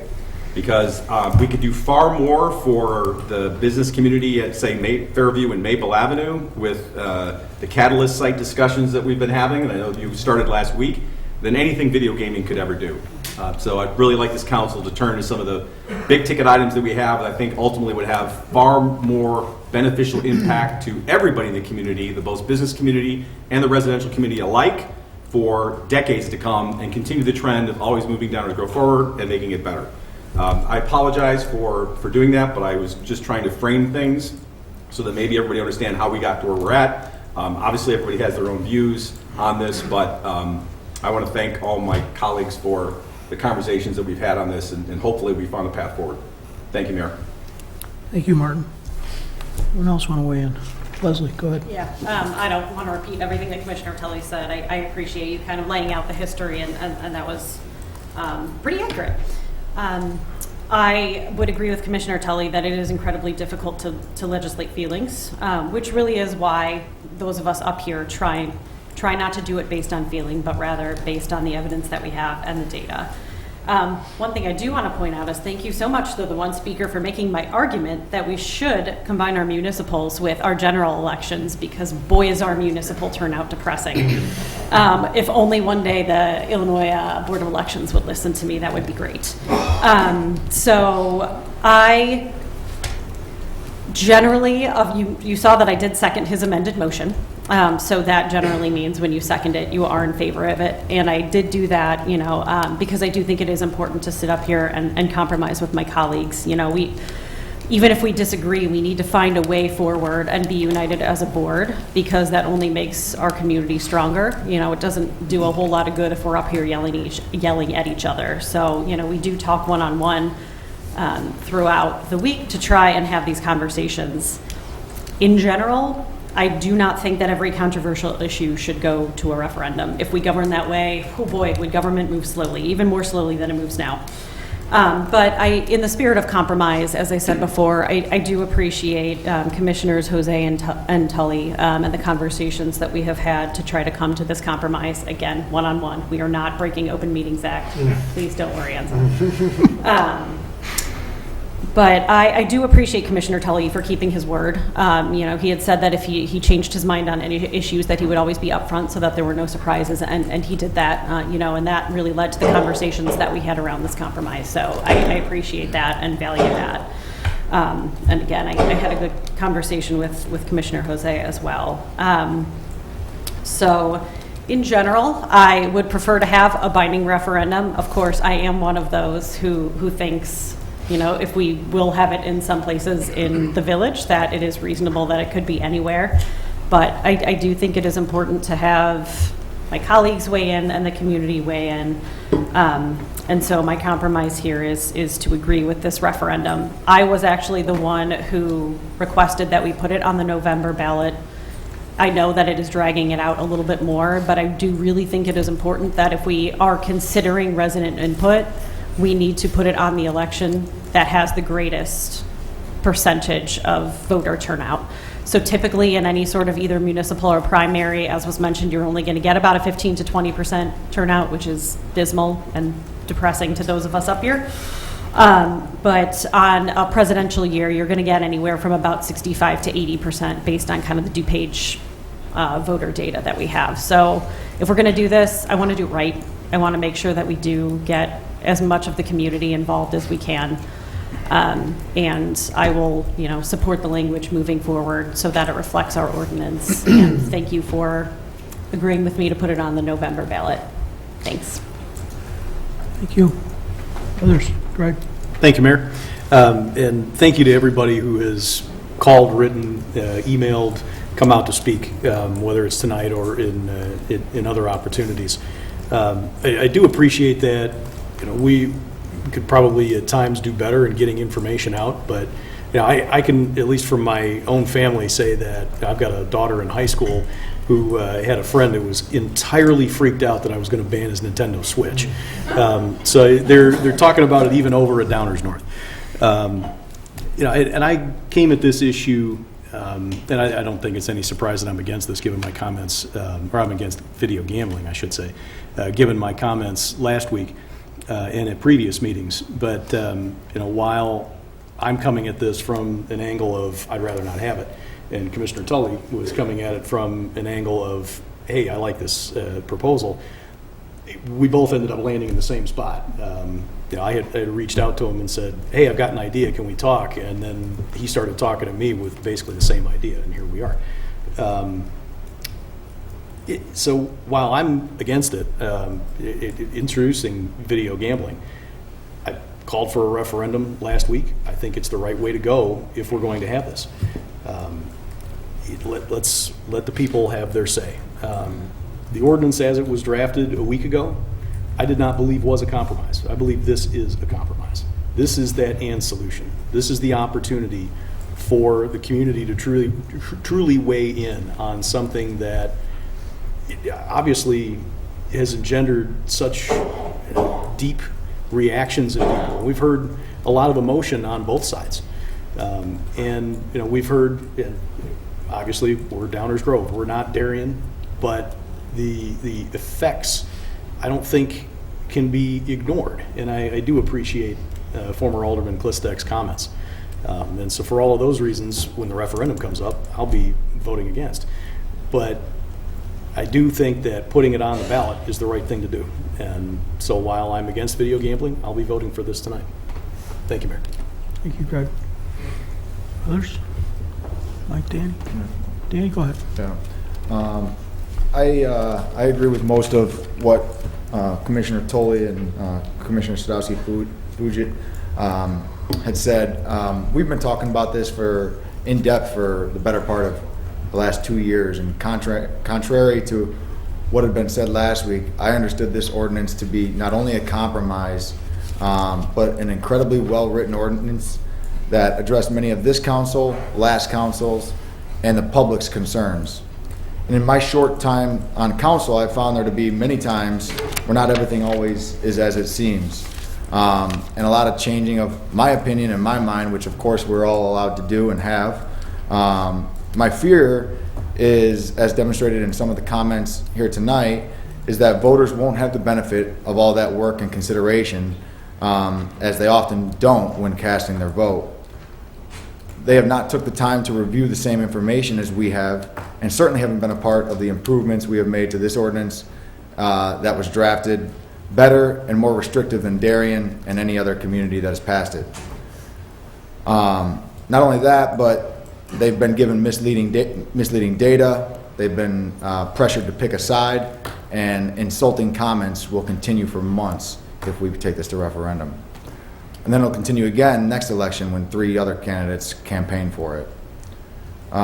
So I really don't have as much interest in that. We've already tabled this once, and for that reason, I'm prepared and prefer, whether it's yes or no, that we make a decision tonight. That's all. Thank you.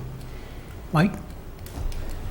So I too want to thank everybody. We have been listening, and I think my words tonight will reflect some of that. And I too have been on a journey, and feel like I maybe owe some people an apology. I honestly think I was wrong to not be open to the idea of considering a referendum.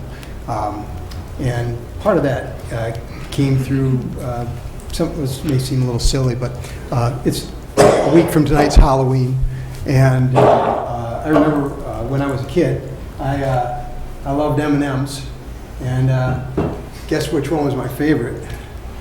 It was the red one.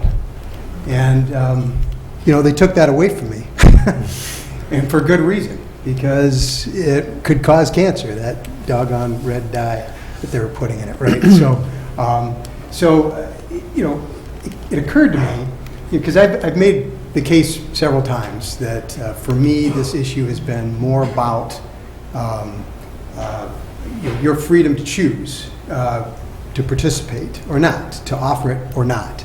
And for me, this isn't as impactful. I don't believe it's going to be as impactful and as far-reaching when we're talking about 10 licenses. It just doesn't rise to that level. However, I get it. I mean, to a lot of you, to some of my fellow council members, this is a red M&M. You know, this is something that is, will have a huge impact and could affect the character of the town. Now, I have to say that, I mean, I've always felt that there could be some reason to that, which is why I really wanted to regulate this in such a way, to limit it. This is not about, you're right, could be 10 licenses next year and could be 50 licenses, 10 years from now. I would hope that that would be the result, though, of a really positive experience and the people that you elect seeing that and you supporting that idea, right? Because we do listen and we have a history of that. It's unfortunate, that we haven't gained as much trust as I wish we would have. But now we've had hundreds of emails we've received, many of those emails against, several in favor of. We've heard people talk tonight, and we heard that, and was delivered to us a petition, 250 residents in favor of video gaming, 40 businesses in favor of video gaming. And so really hard to say who's in the majority, who's not. I tend to believe, as Commissioner Tully pointed out, that most people, for them, it's kind of a yeah, if it's there, great, I'll do it. If it's not, I won't. And it's not that earth-moving thing to them. But I do think we need to, we've had enough input here and with the split council, that it does make some sense to let the people weigh in on this. And it makes sense to do it in November, because that's when we have the most likely chance of getting the most people responding, all but not nearly enough. It's a struggle we always have, right? How do we communicate to our constituents what we're considering, what we're doing, and we keep working at that. And we want to do better, and we're going to do better, but there's a limit to how much we can do. The old, you can lead a horse to water analogy, right? So it's a constant struggle, but it's a struggle that we continue to have, and we will continue to have. And so a few other points I wanted to make. One, respectfully request that we stop implying that we don't want to be like our neighbors in Woodridge, Darien, and Westmont. That sort of criticism is definitely off-brand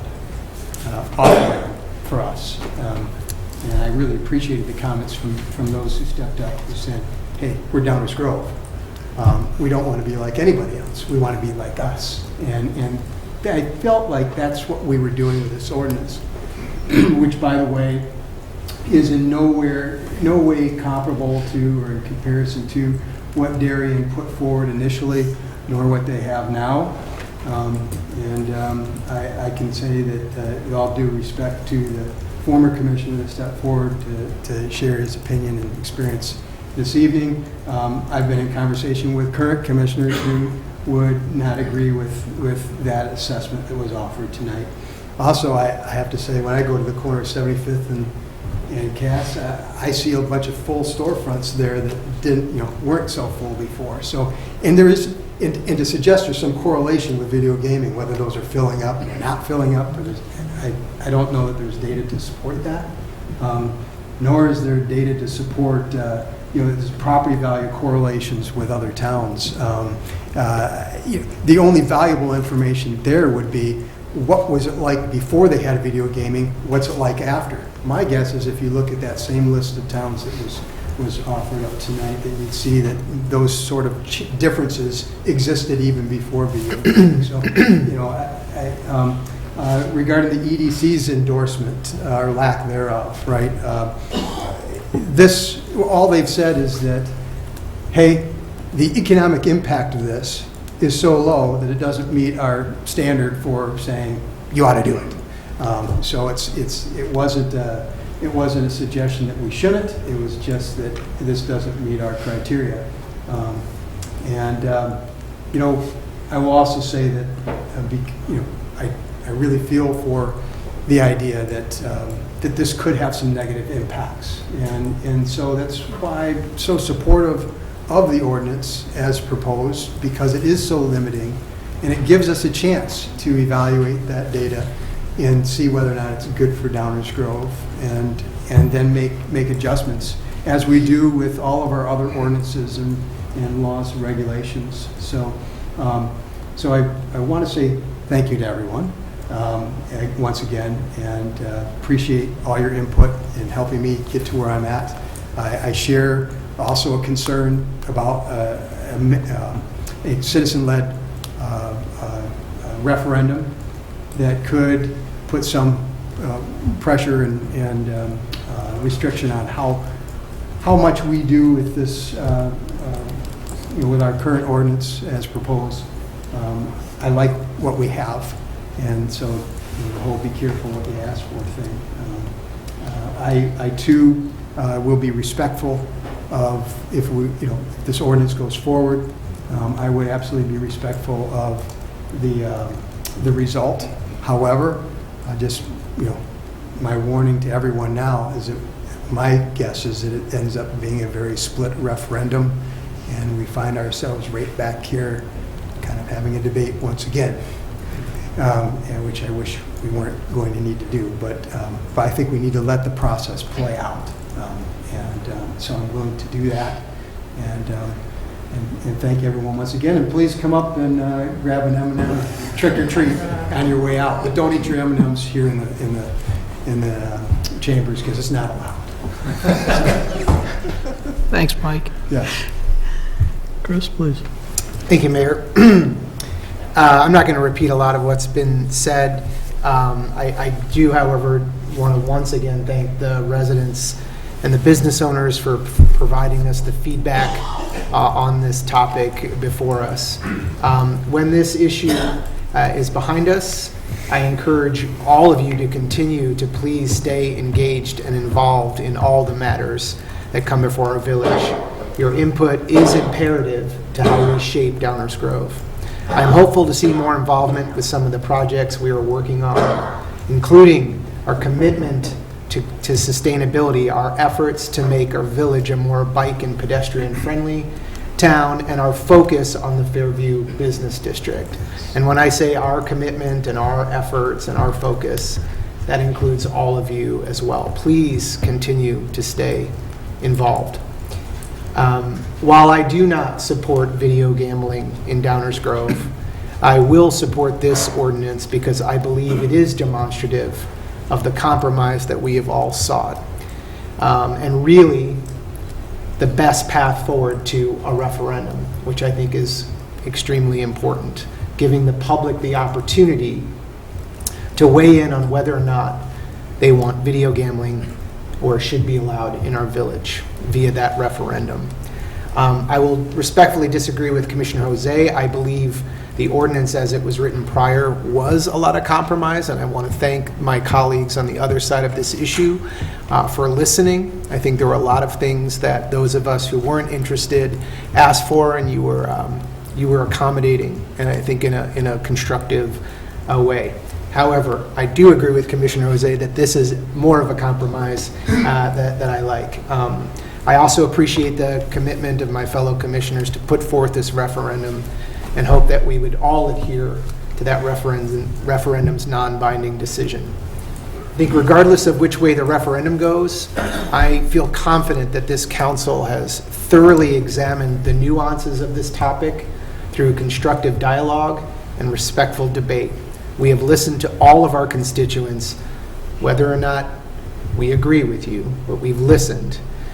All those who've had a desire to be heard, and I think we've crafted this new ordinance through compromise and creativity, and I want to recognize Commissioner Jose and Tully especially for that work. I look forward to working with my fellow commissioners on the language of the referendum soon. I agree. I'd like to get that going, and I look forward to getting to the rest of our priority items that we have before us. Thank you, Mayor. Thanks, Chris. Mayor, please. If I may ask for your executive privilege either before you speak or after. There was one thing I forgot to mention, which I actually think does bear upon the importance of referendum. Go ahead. Thank you. I appreciate your discretion. The one thing I forgot to mention, if you believe I didn't say enough, that also weighed on me, and I think others might mention it too, or would, is that once the compromise was out there and it was apparent that there were 4 people in support of it, because remember, a lot of this was to help the people who asked, which were businesses, I started to hear from other businesses, and I know the mayor did too, who were taking issue with the compromise, basically saying, I don't like the compromise, I'm against it. So the whole purpose was to help some businesses, and now I was getting complaints from businesses. Candidly, that almost led me to say no, period. Because that was the exact opposite of what I got into this for, and now all of a sudden we're refereeing a battle between one business and another business. So that did not help. I will just want to add that. And it may be that this compromise is so distasteful to some businesses who may otherwise want video gaming, they may vote against it. But that's the other reason to put it out. So thank you. I forgot to mention that. Appreciate your discretion. Anyone else? I'm not going to repeat my opinion on gaming or the reasons I have that opinion. That's pretty well known. And I agree with most of what was said up here on the dais over the last 10 or 15 minutes. But I would say a couple of kind of process-related things.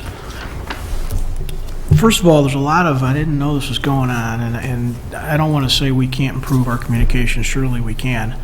But we've had, I don't know, 500 or so pieces of input in terms of whether it's petitions or emails, and we've had a full house for 3 different nights. Somebody's getting the word out. And it probably isn't just a half a dozen signs. Whether it's misunderstood or not, I mean, surely we can improve. And I think everybody up here heard that message and will take it to heart because, as Chris mentioned, we want the input on every other subject too, not just the ones that get people wound up. But I also want to talk for a minute about, it was brought up here in the public, and I think it was brought up even on the dais a couple weeks ago about elections and the idea of changing minds. Some of us have sat up here longer than others, and I can remember a time when the word that was thrown around was like fingernails on a chalkboard, was flip-flop. Hyper-political, kind of ridiculous term. Truth of the matter is, I think everybody up here right now is pretty grateful that they work with people and colleagues who are willing to listen and reconsider and consider again. It doesn't mean we change our minds. There still is a dissension up here on this subject, and there will continue to be, no doubt. But the idea that somebody would say to themselves, I can only do my duty if I don't change what I said 2 years ago, is kind of nuts. I mean, it really is. Think about that for a minute, guys. It just doesn't make any sense. And I'm thankful to my colleagues for not operating that way. So just keep that in mind. Your village council up here is managing a lot of different things with a lot of different details. And we all know that there were lots of things said that weren't exactly spot on and exactly right. We're processing that too. But we're all trying really hard to do what we think is best for the residents, every single person up here, and that does involve sometimes some compromise. To that end, I don't like any part of gaming, that's well known, but I do think that maybe I've got that wrong, and if I have it wrong, and the residents tell me I have it wrong, then that's what I'll live by.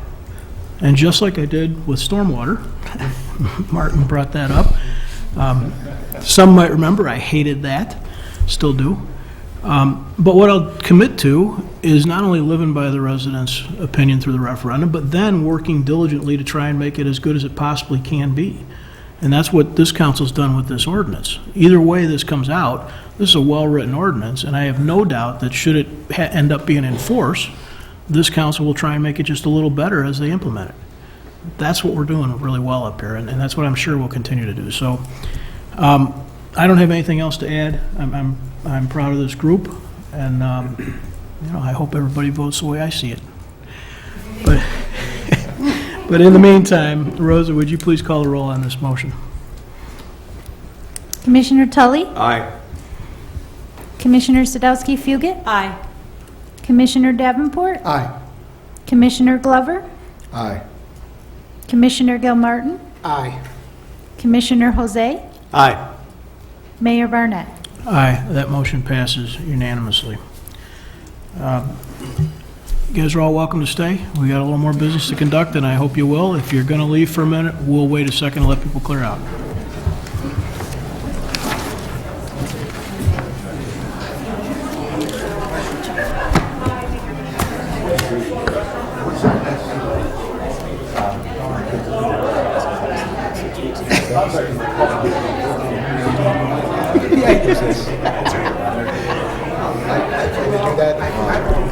Nobody wants to talk about zoning provisions, huh? Nobody wants to talk about zoning provisions?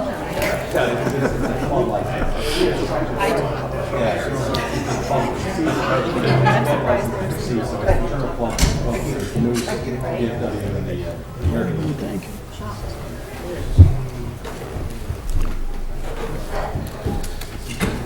Okay, let's continue. Is there a motion concerning amending certain zoning provisions? Mayor, I move that the council adopt an ordinance amending certain zoning ordinance provisions as presented. Second. Does anybody in the audience have a comment about this motion? I want to thank you guys, I'm sorry. I didn't mean to interrupt, I didn't know, I thought you were taking a break. I just want to say thank you, I mean sincerely, because this is not where I want to be. I mean, the job you do for the town, thanks, all of you. Wherever it goes, thank you very much. Thank you. Appreciate all of you. Thanks, Will. See you on Thanksgiving. Anybody on the council wanted to talk about these amendments to our zoning provisions? No. Okay, what we, just as a reminder from last week, in case you weren't watching or haven't had a chance to read it, we're just cleaning up. We do that periodically with our zoning ordinance. We make slight adjustments and cleanups based on experience. In particular, the biggest issue here is the idea of what does or does not define a total remodel or a rebuild, and we're trying to clean up the process by which we get at that. So with that, Rosa, would you please call the roll? Commissioner Jose? Aye. Commissioner Sadowski-Fugit? Aye. Commissioner Davenport? Aye. Commissioner Tully? Aye. Commissioner Glover? Aye. Commissioner Gilmartin? Aye. Mayor Barnett? Aye. That too passes unanimously, and that ends our active agenda. Item 7 on the agenda tonight is our first reading. This is the portion of the meeting where we continue to talk about subjects we don't plan on taking action on or begin to talk about them. Either way, these are subjects on which we do not plan to take formal action this evening, and I'll turn it over to, it looks like Stan, not Dave. Thank you, Mayor. Good evening, Mayor and council members. This item tonight before us is for a special use at Carpenter Street, 5140 Carpenter Street. The property is located on the west side of downtown, here at the intersection of Carpenter and Curtis Street. The petitioner is proposing to construct an accessory structure on this lot of record prior to the construction of a principal structure on the lot. The aerial shows a home here, but the home has been demolished and it's a green parcel right now. The petitioner also owns the property of 5136 Carpenter Street. As I noted, they're proposing to construct a detached garage in this parcel. It's currently vacant, so a detached garage and a driveway. A special use is required to construct an accessory structure on a lot of record prior to the construction of a principal structure. The Planning Commission held a public hearing on October 2nd, found that the standards for approval have been met, and recommended approval of the petition. I'm happy to answer your questions. Our petitioners are here as well tonight to answer any questions as well. Thank you, Mayor. Thank you, Stan. If you guys have anything you'd like to say, you're certainly welcome. Otherwise, we'll, anybody else in the audience have a comment? Big crowd now. Okay. Does anybody on the council have any comments or questions on this subject? Martin, please. Thank you for your patience. This is the audience we usually get. So sorry that you had to come after that conversation, but thank you for your patience. You're welcome. Thank you. Anyone else? Okay. Thank you. That is our first reading, Mayor. It's your manager's report. I'll hand it over to Deputy Manager Mike Baker for an update on our Civic Center project.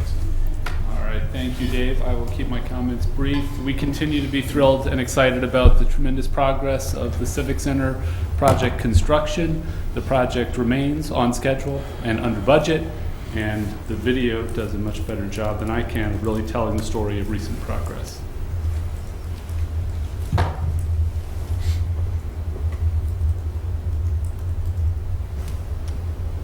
Assuming it actually plays.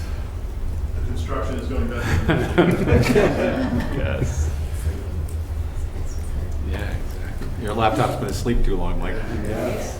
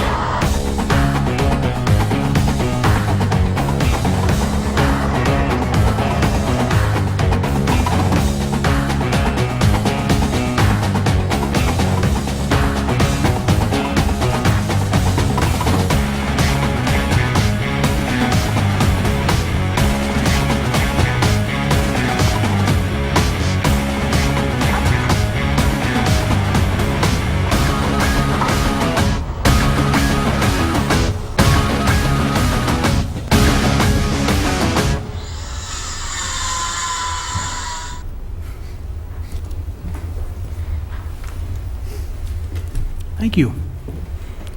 And this is Attorney's report. Yes, only one item, Mayor, and that is an ordinance authorizing a special use to establish an accessory structure before the principal structure is established at 5140 Carpenter Street. Thank you. Item 10 on our agenda tonight is the mayor's report. I will try and keep this short, but I do want to mention I had the privilege the other day of attending a ribbon cutting at District 99's Transition 99 Center. That is a facility up off of Bernard and Ogden that probably not enough people know about. And so I wanted to mention a little bit about that. They have nearly doubled the size, and they serve nearly 100 kids there. And I'm just going to read a little bit from District 99's website. Since 1998, District 99 has proudly offered continued educational service to hundreds of students with special needs through its Transition 99 program. By experiencing coursework that includes vital life and work skills after high school, students have received the foundation they need to grow and be productive, contributing members of society.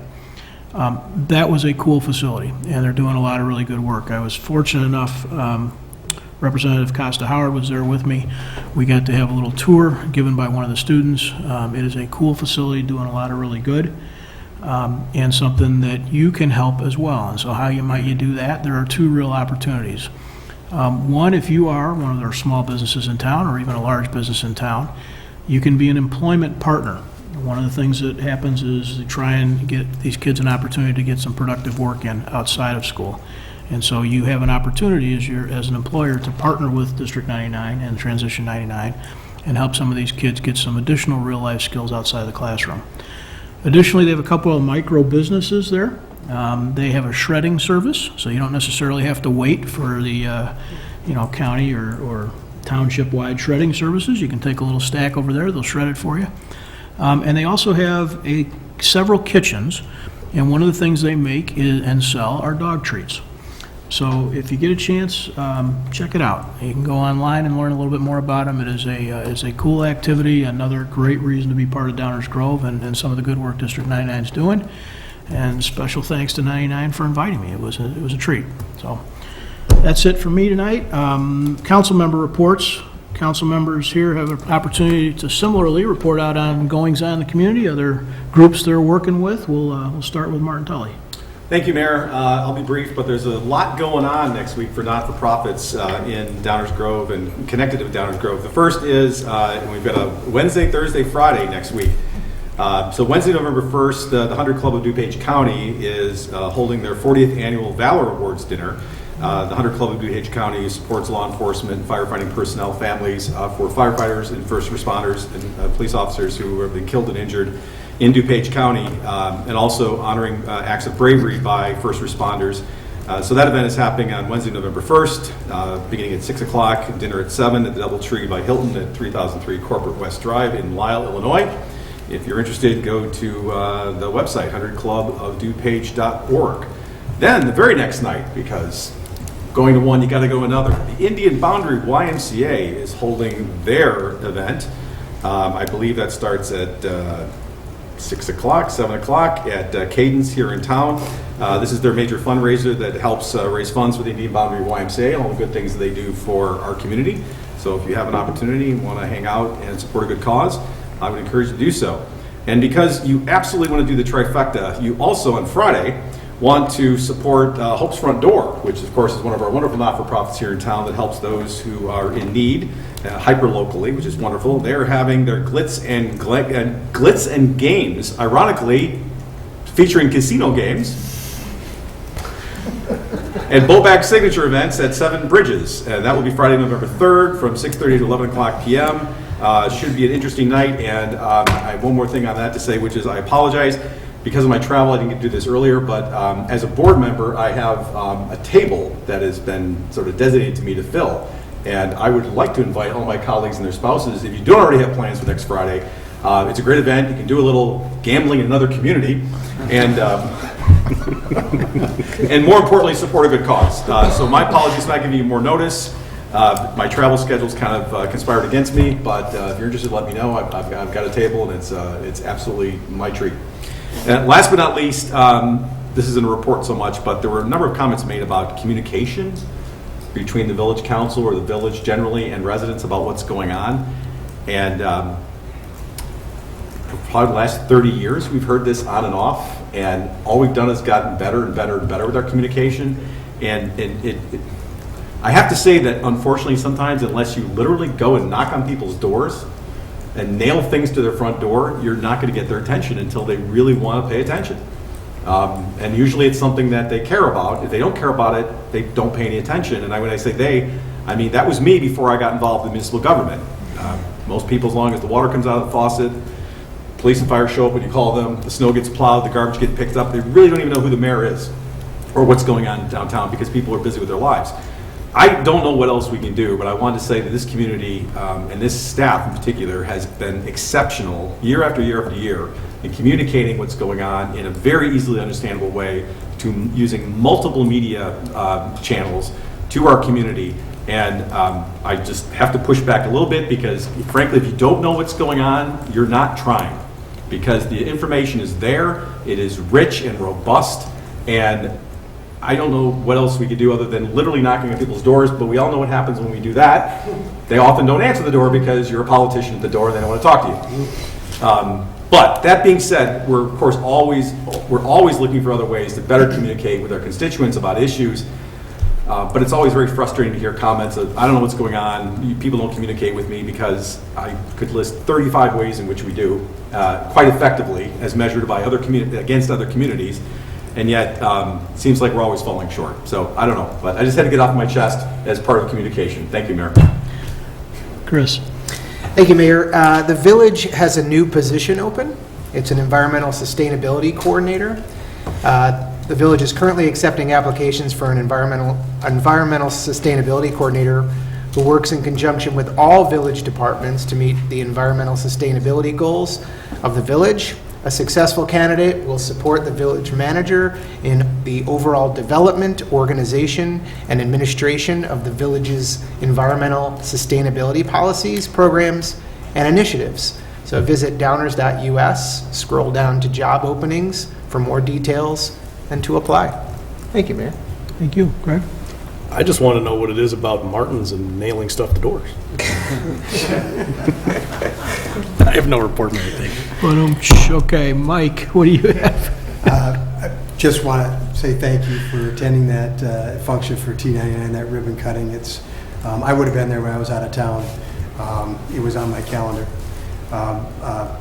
One of the things I'm most proud of, actually, in my service on the school board prior to joining you all here, was that facility. That's truly, we talk about, the uniquely Downers Grove sort of things. That is not something that exists in most school districts. And it's about taking care of our students here in Downers Grove, giving them a place to go after they've graduated for that continual improvement that they need.